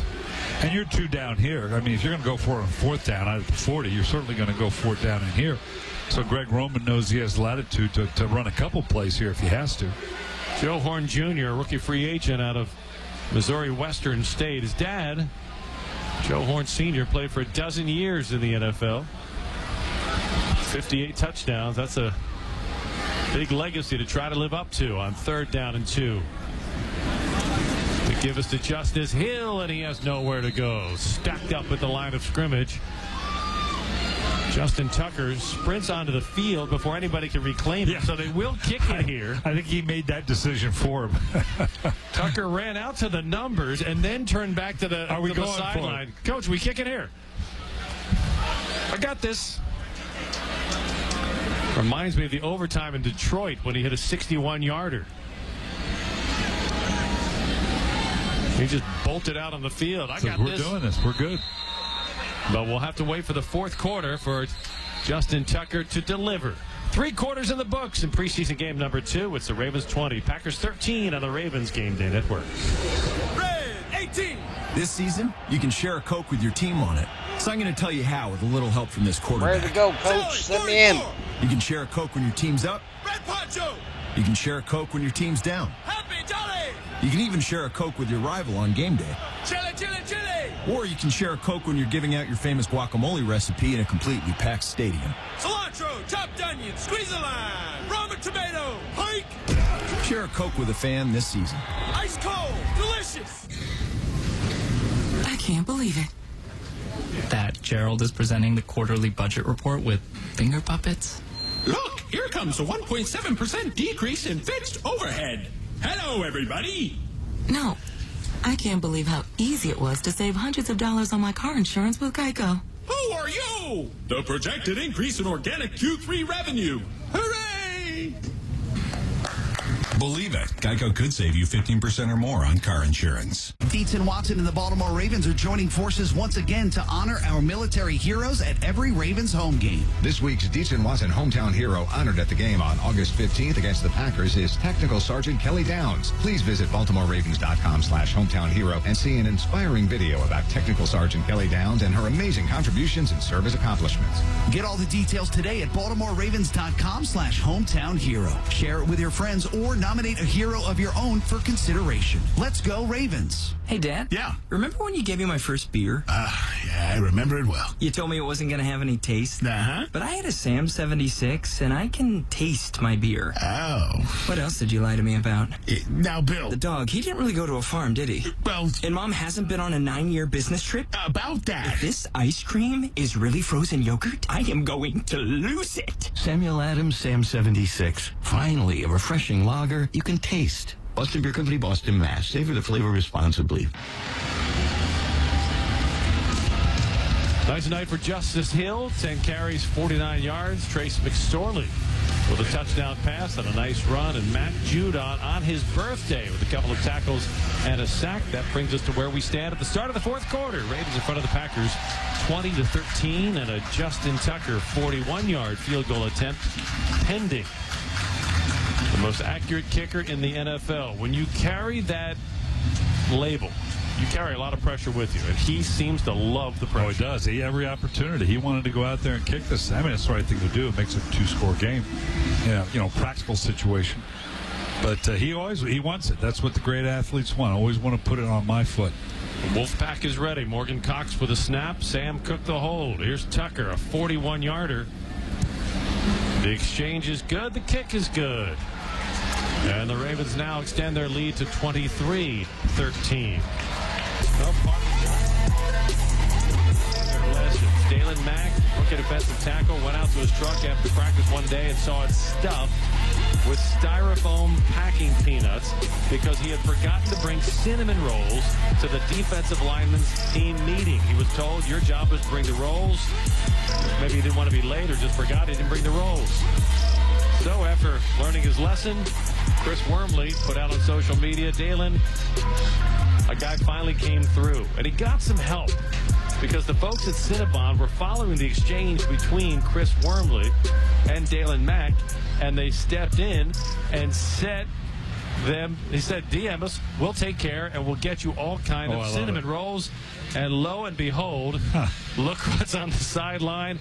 And Chris Wormley has put dibs on the rolls. And no one's going to touch it. You got to love that level of rookie indoctrination with the creativity of stuffing his car filled with styrofoam packing peanuts. Dalen Mack actually put out on social media first after that happened, who has time for this? And Chris Wormley came back with, I do. Remember the rolls next time. The man obviously loves his cinnamon rolls. I get that. How do you clean that up out of the car, by the way? How do you, very patiently. Yeah. It took like an hour and a half. Had to get a member of the equipment crew to help him, and I would suspect he will spend part of his fall packing peanuts for years to come. I'll go to sell a car one day, and somebody will be, what's with all the packing peanuts? No extra charge. You'll love the cinnamon rolls in the back seat. Tim Boyle under pressure, and he's dropped back inside the 15-yard line. Alvin Jones with the sack. And just tenacity. I mean, you stay with it. That was a long time in coming. Going to see him off on the inside. And you push, you push, you push. Now it's up over the back. It's over the back, and you stay with it. Ball should have been gone by now. Back's going, hell, man, that's the best I can do. Step up in the line, block him. He just kept coming. First-year player out of UTEP. Spent some time on the Ravens practice squad the second half of last season, trying to crack the 53-man roster this season. Fourth quarter, Jerry Sandusky, Brian Billick with you live from the Verizon broadcast booth, where the Ravens lead it by 10. A little screenplay broken up by Dalen Mack, who was getting the pressure on the quarterback. So he's more than just a guy who can get cinnamon rolls. He can get to the quarterback, too. And the screens, they've tried to minimize the rush a little bit with a couple screens here, and except for one that was moderately successful, they've got nothing out of it. So a nice job even at this level in terms of the third and fourth level guys recognizing and reacting to the screens. So Dalen Mack, the fifth-round pick, will probably carry the nickname Cinnamon Roll through the rest of this season. Puts the Packers into a 3rd and 19. Ravens rush 4, and Boyle quick to release it for a very short gain. Good open field tackle by Otero Alaka, rookie free agent out of Texas A&M. And to me, that's always a sign of a good defense, your ability to tackle in the open field. You go back to our record-setting 2000 season. People always say, well, what's the thing that jumps out at you about that defense? It was the ability to tackle in the open field. If you were even able to make a play at that second level, you went down right away. Tyler Irvin will await the punt.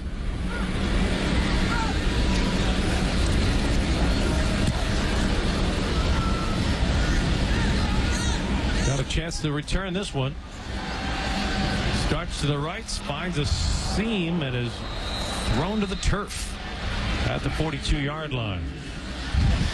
Ravens offense back in the field when we get back. Ravens lead it by 10 on the Ravens Game Day Network. MedStar Health is the official medical team of the Baltimore Ravens and you. So whether you're coaching from the sidelines or from the stands, whether you're kicking a field goal or trying to kick the flu, whether you're playing the game of your life or just living your best life, you deserve the same top-notch care we give the Baltimore Ravens, and a healthcare partner that understands inside every human body lives a human being. MedStar Health. It's how we treat people. Toyota's national clearance event is on, which means it's the perfect time to go Toyota and get great deals on the last of the 2019 models, including Camry, with $2,000 cash back. Or pick a Highlander or Sienna, designed for family comfort, and get up to $3,000 cash back. Or go with one of Toyota's off-road favorites, now with the biggest cash allowance of the year, $1,250 on a 4Runner or $1,750 on a Tacoma. Or get $3,000 cash back on a Tundra. Even the new 2020 Corolla sedan has a sales event special $750 cash back. Check out more offers on RAV4 and other models at buyatoyota.com. Toyota's official website for deals. You can take cash back or apply toward down payment. Bonus cash must be applied to down payment. Offers exclude TRD Pro and varies on hybrids. See your dealer for details. Toyota's national clearance event means big savings. Only at your Toyota dealer. Special offers end September 3rd. Toyota. Let's go places. Let's pause 10 seconds to let stations identify themselves on the Ravens Game Day Network. WBAL. W268BA. WIYY. HD2 Baltimore. Now in Greater Baltimore at FM 101.5. And now back to action with Jerry Sandusky and Coach Brian Billick, brought to you by Toyota.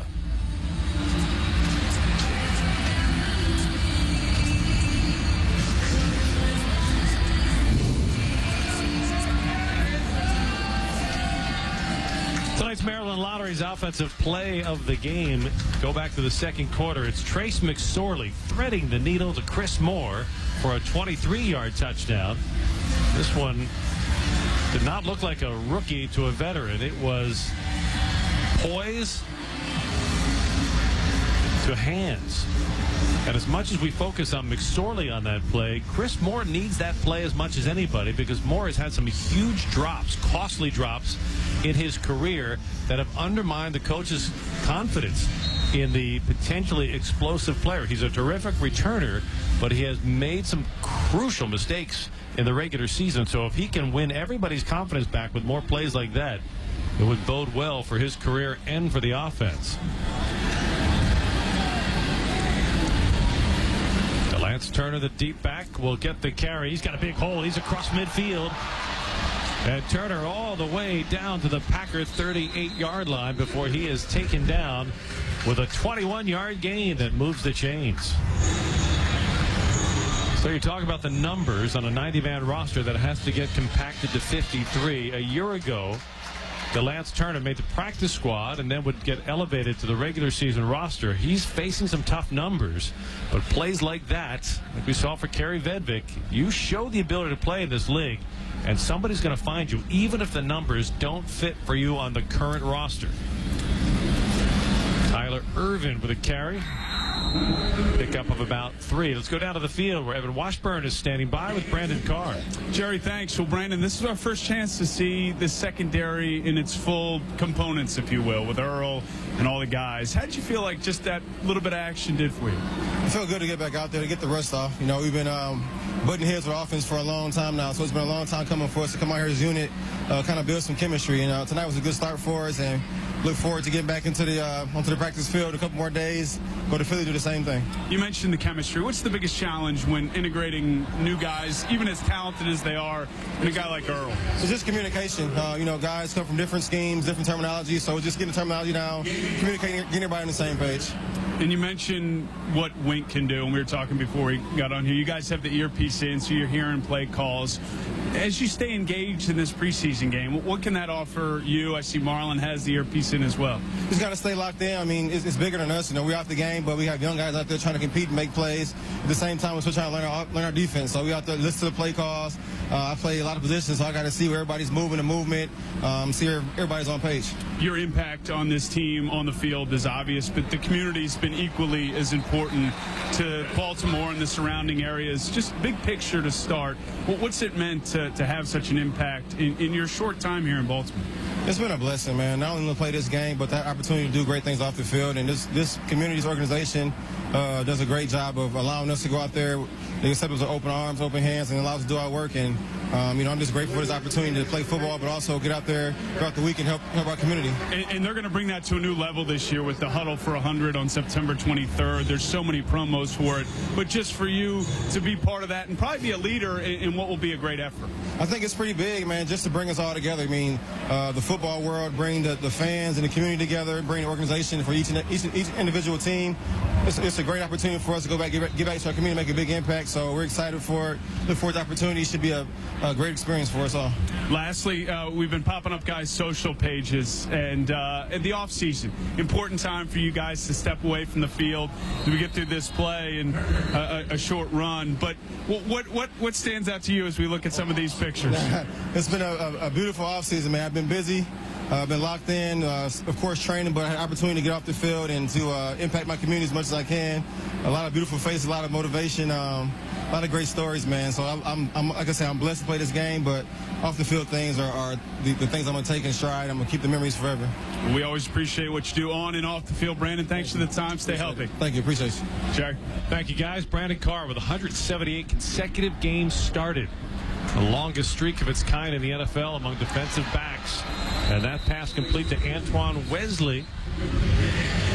We'll set up a third down at about 7. It was a completion to Jaleel Scott, the second-year wide receiver we've been talking about tonight, who stretched forward and kept the offense on the field, a third down conversion.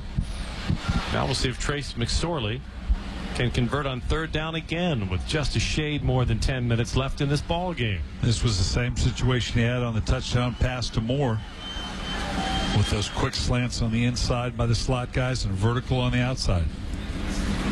McSorley looks to the right. His pass is batted down. He wanted to get it to Jaleel Scott, but that one was read perfectly by James Crawford.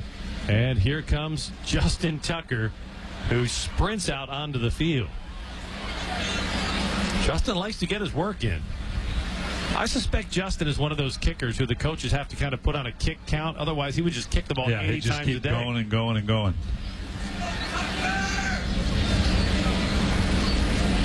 3 for 3 tonight. He started with a 52-yarder. This one will be a 38-yard field goal try for Tucker. And that one is through and good. 9:49 left to play in the ball game. Ravens lead it by 10 on the Ravens Game Day Network.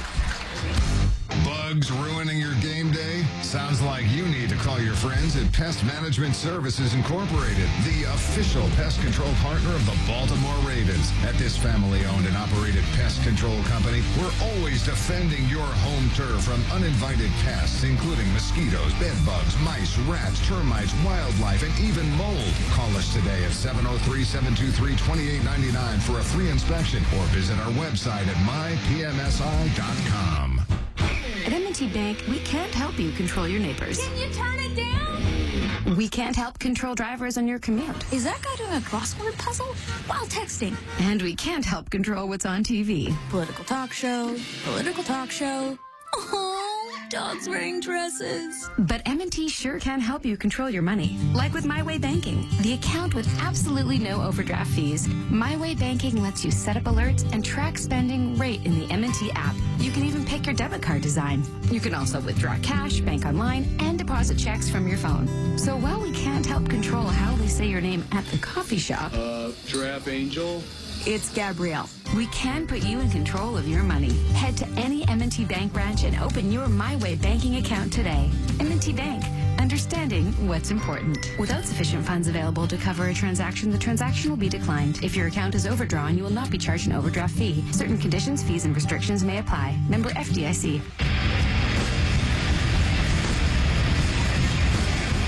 Time for the advanced defensive play of the game, and it's a two-way player who came up with it, Brian. Yeah, missed snap between the ball carrier and the quarterback. Johnny on the spot fell on the ball. And rather than give it to him, now you got Justice Hill on the outside. Little power showing here. You expect him to get outside, but showing that power, pushing his way into the end zone for the score. Defense that leaves the points. You got to like that. Time to check in on social media. This one coming in from Trevor Wolf. Will Lamar Jackson be running as much as last year? I think Trevor's asking the question everybody wants to answer. Yeah, and we'll talk about the numbers here in a little bit, but will he indeed do it at the pace? If he does, you're talking, epic, biblical numbers, in terms of, but in terms of the number of carries per game, hard to imagine that he's going to match what he did over the 7 games last year. I'm not sure they want him to, but he's going to do it at a level that maybe we haven't seen before in this league. Sean Smith handling the kickoff duties, a knuckler off the tee. He's scarfed up at the 5. Returned out to the 28-yard line. Now we got a little bit of a poll situation here we want fans to participate in. Who do you think will lead the Ravens in rushing attempts this year? Mark Ingram, Lamar Jackson, or Gus Edwards? You can vote at BaltimoreRavens.com/vote. And this tells you that the fact that Lamar Jackson is even in the competition tells you just how unique this thing is. But no one's buying it. They're saying Ingram. So those are only with the early precincts reporting. We are not yet projecting Mark Ingram to be a winner in that election. Ball start. Offense, number 71. 5-yard penalty. It's first down.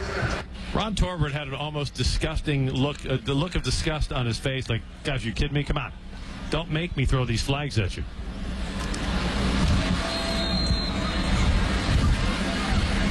Nothing but smiles for Lamar Jackson.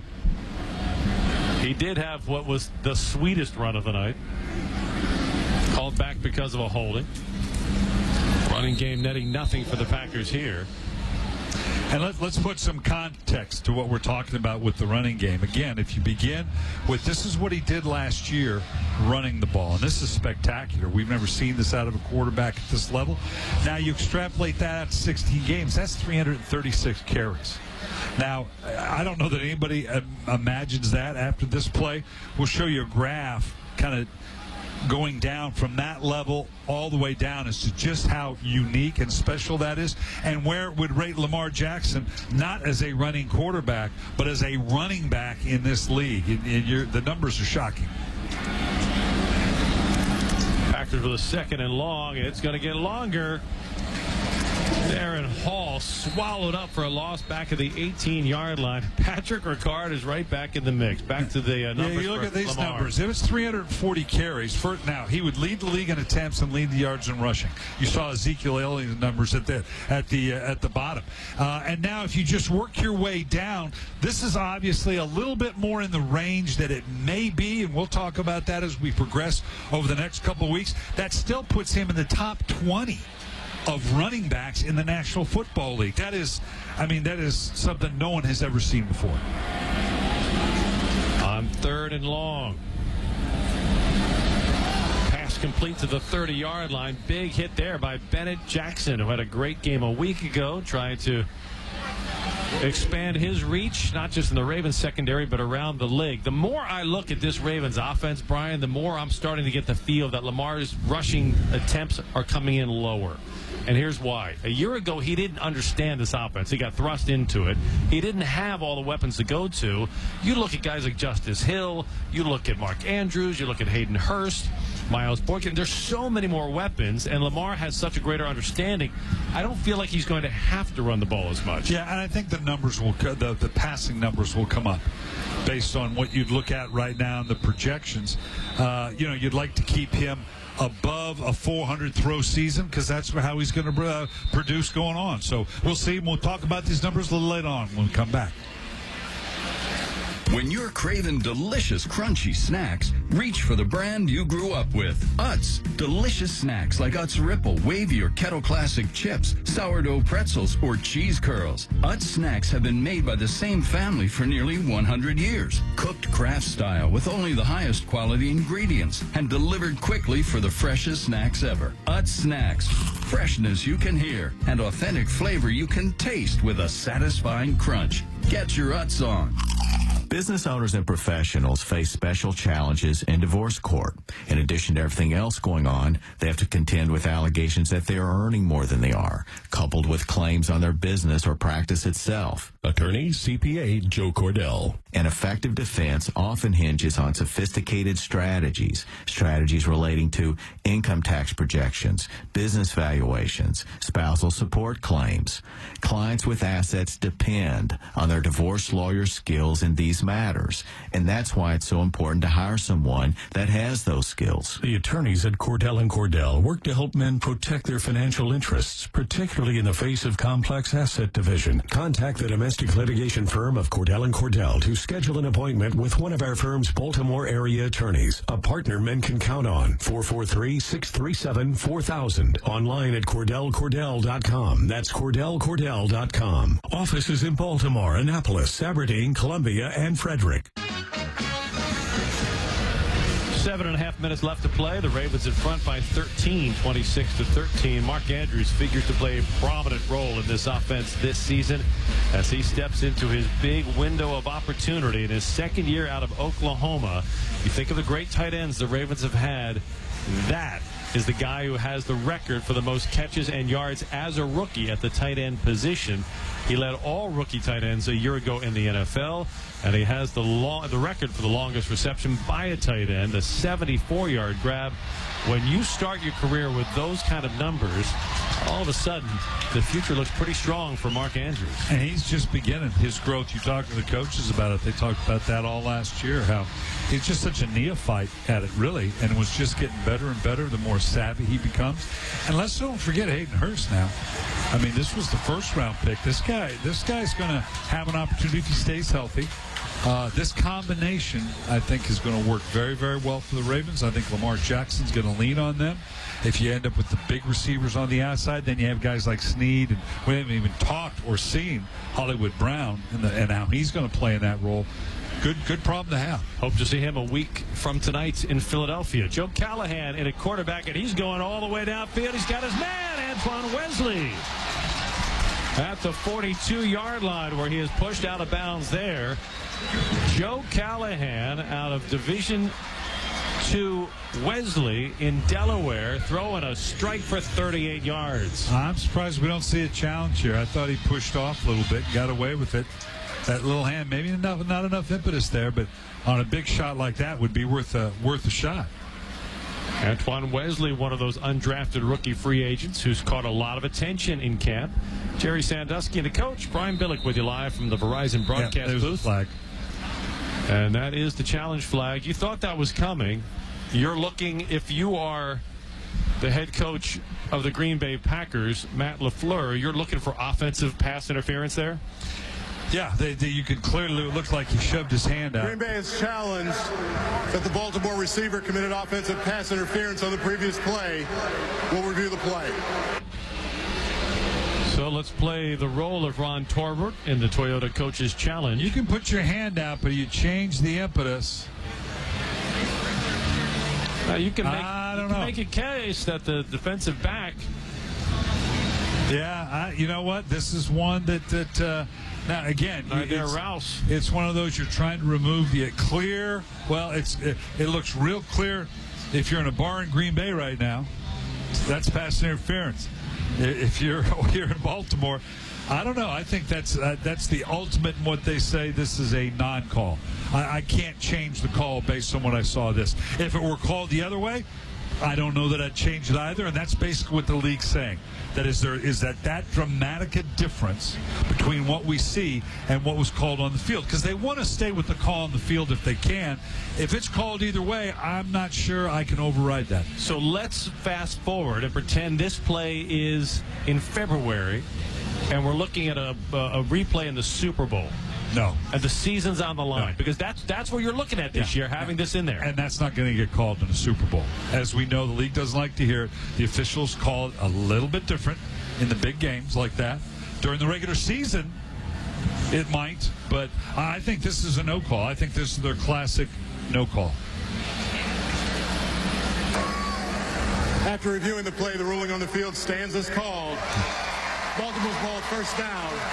Green Bay is charged with their first timeout. The clock will start on the snap. And here's the problem, that the fans are expecting more from it. And that is a perfect example of, I understand what they're trying to do. It'll remove what happened in New Orleans, but I think you're going to, it's as Rich Eisen said in the meeting we sat, the fans are going to go apoplectic over this, particularly early.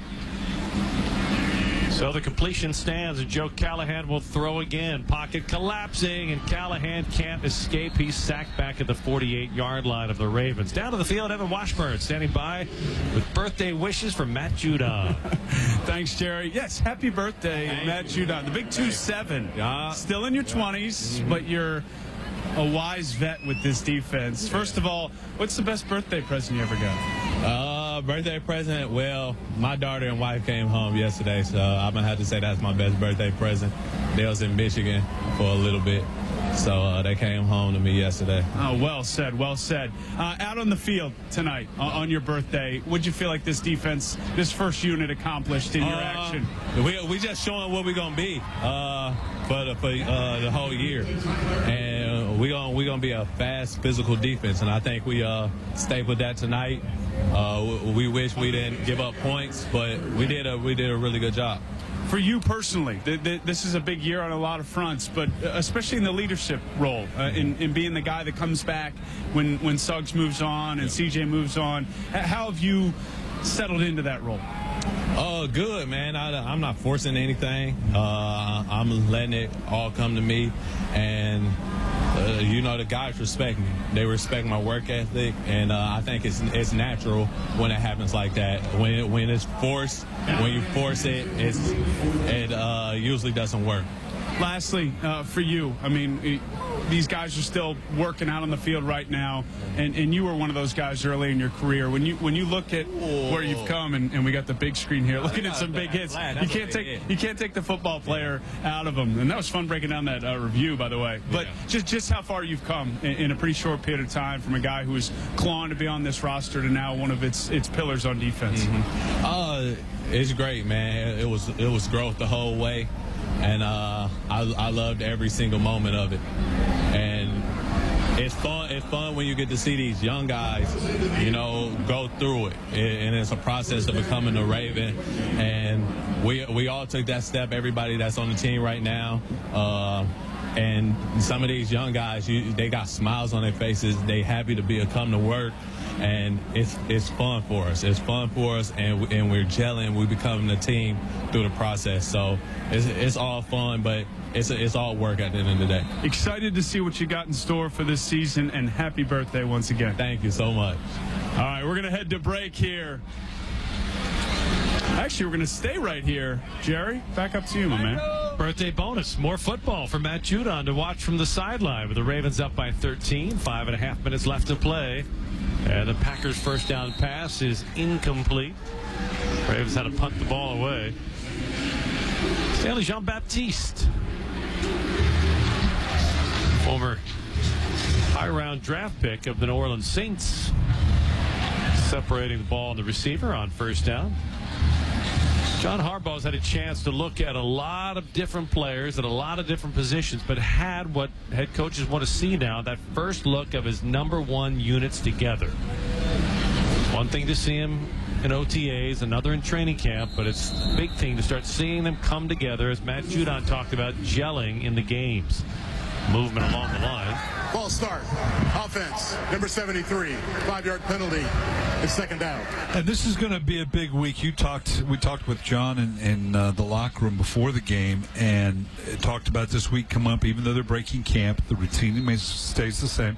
They're going up to Philly and get a couple good practices there. That's a great evaluation time for them, kind of an extension of what we see in the preseason games, which then is make up for it, because we should, with their 20-20-20 rule, we're going to see about the same amount of the starters that we probably saw tonight. So still a good format for these young players to show up. And the Packers continue to jump the count. Ball start. Offense. Number 71. 5-yard penalty. It's second down. So you saw the guys who might be carrying the ball. We wanted to ask you what you thought, who's going to get the lead in terms of rushing attempts this year. And right now it's Mark Ingram running away with the pole, but Lamar Jackson in front of Gus Edwards. Yeah, so what does that tell you? Or where else in the league would you get those kind of numbers? Or your quarterback has the second most carries. Well, that's why they call it the revolution. John Harbaugh said the revolution's coming. The screen pass is coming, along with more penalty flags. Starting to wonder if the officials think they're being paid by the call tonight. Yeah. Guys, it's preseason. Let some of the stuff go, will you?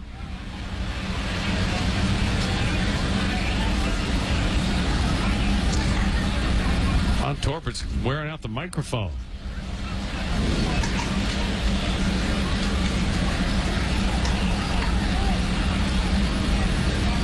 This one obviously going against the Packers. Yeah, it's taking this long to identify. Pass interference. Offense. Number 88. Wow. Half the distance to the goal from the previous spot. Repeat second down. So again, with interference. Blocking downfield probably, even though it was on the screen pass rather than what is typically an obvious holding call. And this is the concern that all head coaches, a rookie head coach like LaFleur or a veteran head coach like John Harbaugh, are really paying a lot of attention to in preseason, is thinking about strategically where to use your challenge flag on interference calls in the regular season. It is far more nuanced than just the worst call of the season impacting a playoff game. Keith Ford bouncing around the left end for a carry out to the 15-yard line. Brendan Trawick making the stop along with Ataro Alaka. And this is the point in the game at under 5 minutes. You don't want it to deteriorate to a bunch of flags and holds, and you don't want anybody to get hurt. You don't want to look bad. That ship may have sailed on the deteriorating part for the Packers. Yeah. But even for your own team, you're good, positive. You want to feel good about your team. And if you look kind of sloppy to end, it just doesn't feel right. So you really got to get guys to kind of push through this. Manny Wilkins, the quarterback. Keith Ford in the backfield. And Wilkins being chased, caught, and dropped. Aaron Adeoye, a rookie out of Southeast Missouri State, comes up with the sack. Another sack for science by Constellation. Yeah, just that from that very top side, he's trying to drift a little bit, but he gets run down. No place to go with the edge. That was just a four-man rush now, so great opportunity for the young players, like I said, to get those one-on-one matchups. Blitzing at this point and having a free runner doesn't really prove anything. It's about what do I get with the one-on-one matchups. Sean Monster is deep, awaiting the punt. And the rookie free agent from Boise State has some room to roam. They'll return it to the 48-yard line. All right, Brian, let's go back to some fun projections as you look ahead in this 2019 season. And we'll play with this a little bit, and obviously it's unique, but this is typically, if you stay kind of with the projection of the numbers, I'm saying we're going to have somebody with the 240 carry year. That, by the way, happens to be the top carries for Mark Ingram in his career, so I'm doing my homework here. The second rusher will be in the 200 level. Obviously, I'm leaning towards a Lamar Jackson, but is the receiver, and then the receiver now, is that going to be a tight end? Is that going to be an Andrews at 60? Or do you see, one of these other combination of the tight ends? We can see two tight ends being that 50-60 mark. I think the running numbers, like you say, with Lamar Jackson might come down and the passing numbers go up. Go back to the numbers chart after this play. Tyler Ervin on the carry. Bounces off a tackle in Packer territory to the 46. So when we get to the final numbers with this, and these numbers are based on what the players have done. Like I said, that 240 I didn't put there by accident. That's a career year for Mark Ingram. And then again, like we said, the 200, is that a Lamar Jackson? Is it closer to 180? Do those number increase with the third slot?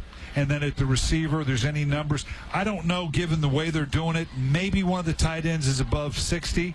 Like I said, you could see the two. I could see Hayden Hurst and Andrews at this 60 and 50 level. Maybe one of those big receivers on the outside is able to break out. It's all about putting the names with the numbers. The Ravens put the ball on the field, and they'll fall on it. Joe Callahan falls on the miscue on the exchange, so the Ravens will retain possession. At the end of the day, so much of the strategy preseason is who's going to carry, who's going to catch. But at the end of the season, you're going to have a finite number of runs and passes. Correct. And you can pretty accurately predict what that number is going to be right now. Correct. It's just a matter of how that gets doled out. Now, it also has to do with, now that's the assumption that everybody stays healthy. It's going to be, regrettably, it's going to be affected by it. But it'll be fun. We'll move this towards the last game. We'll plug some names in there. And that brings us to the 2-minute warning in preseason week number 2 with the Ravens in front on the Ravens Game Day Network. Whoa, that looks hot. Nah, not hot. They're spicy. Isn't that the same thing? No, these are the new spicy chicken bites from Royal Farms. I didn't know Royal Farms had spicy chicken bites. That's because they're new. Sweet. No, spicy. And you can get a spicy chicken bites box with Western fries and a roll for only $5. Now that's hot. Spicy hot.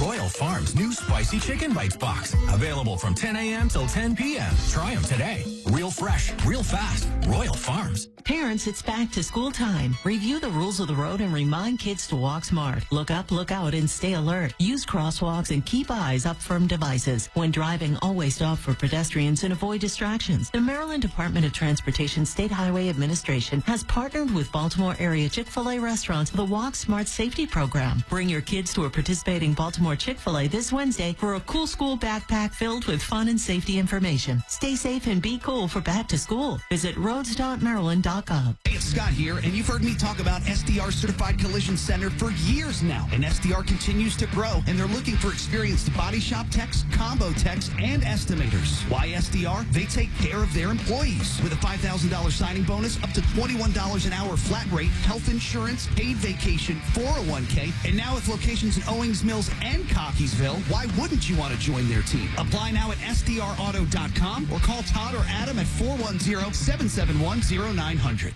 Marianne here. Football season is upon us, and there's no better place to shop for your tailgates and parties than Wise Markets. You're already going to Wise for your weekly grocery deals, so pick up some good stuff for football games too. Chips, dips, pizzas, go crazy and make some homemade guac. They have it all. And remember, every dollar you spend means you get a Wise reward point that you can cash in later for more great stuff. Make Wise your football tailgate headquarters. Eat better, spend less. That's Wise. Warm summer nights in Baltimore, but another win pending for the Ravens. This would be 15 in a row. You have to go back to 2015 to find the last time the Ravens came up on the short side of a preseason game. I don't know that there's that much that you can make out of the fact other than John Harbaugh likes a training camp where guys compete about everything, even in a game that technically doesn't mean much. And it's better than losing. It's better than the alternatives. It really is, and it creates that culture.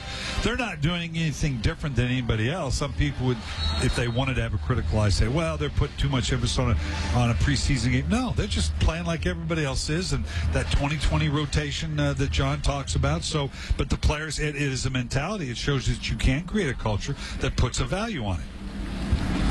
Callahan again having some trouble with the exchange from center, as this game has slipped into the domain of penalty flags and fumbles. But that's to be expected because you're not looking at future Pro Bowlers necessarily on the field. But somewhere on this field, much like we had Kerry Vedvik a week ago, somewhere on this field is a player whose name you don't know, we don't talk about, who's going to find a living in the NFL. Sure, yeah, and that's the exciting part about it. We'll progress, like I said, a little bit fewer snaps.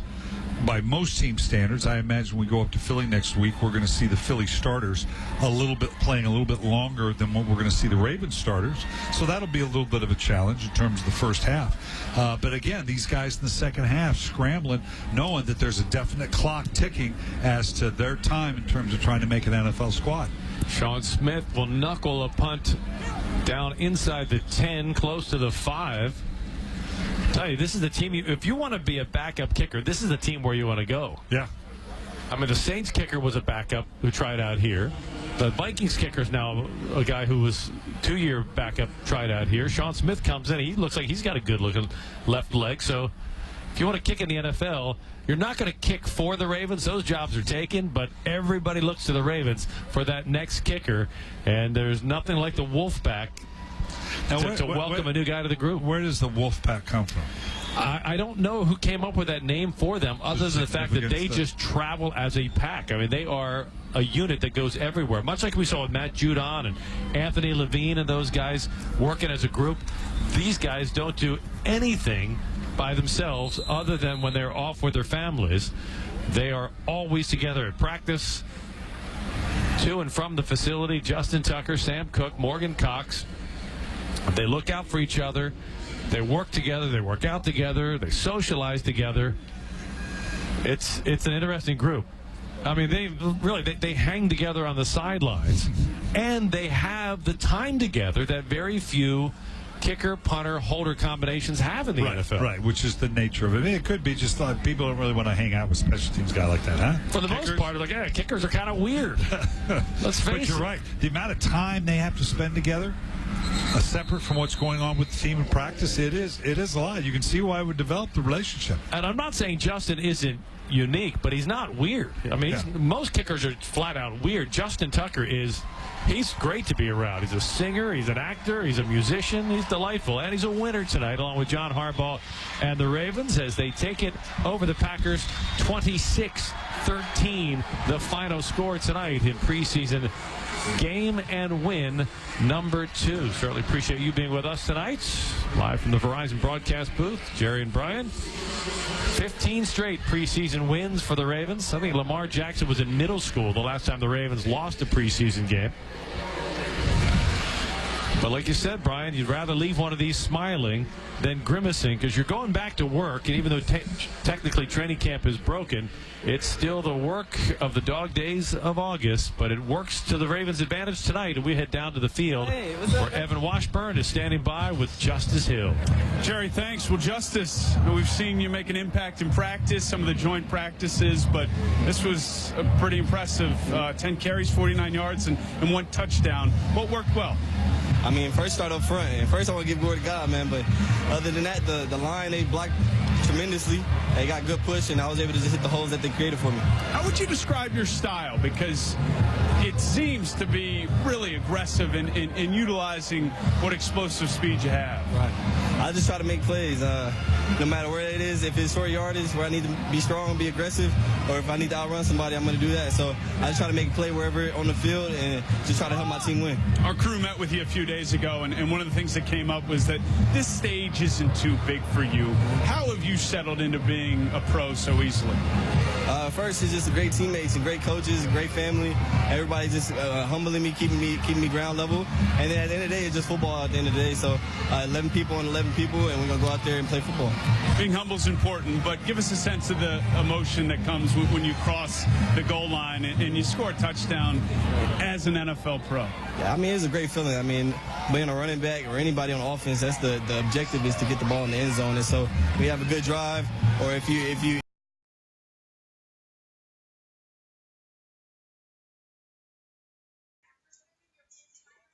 For everybody that tuned in, thanks for watching. Either here shortly later, I'll be streaming a game with my brother Gaming Cube, or just tune into his channel. It's Gaming Cube _ on YouTube. Definitely go check him out. Give him a sub and smash that like button. For everybody else, I hate your faces, and I will catch you on again sometime.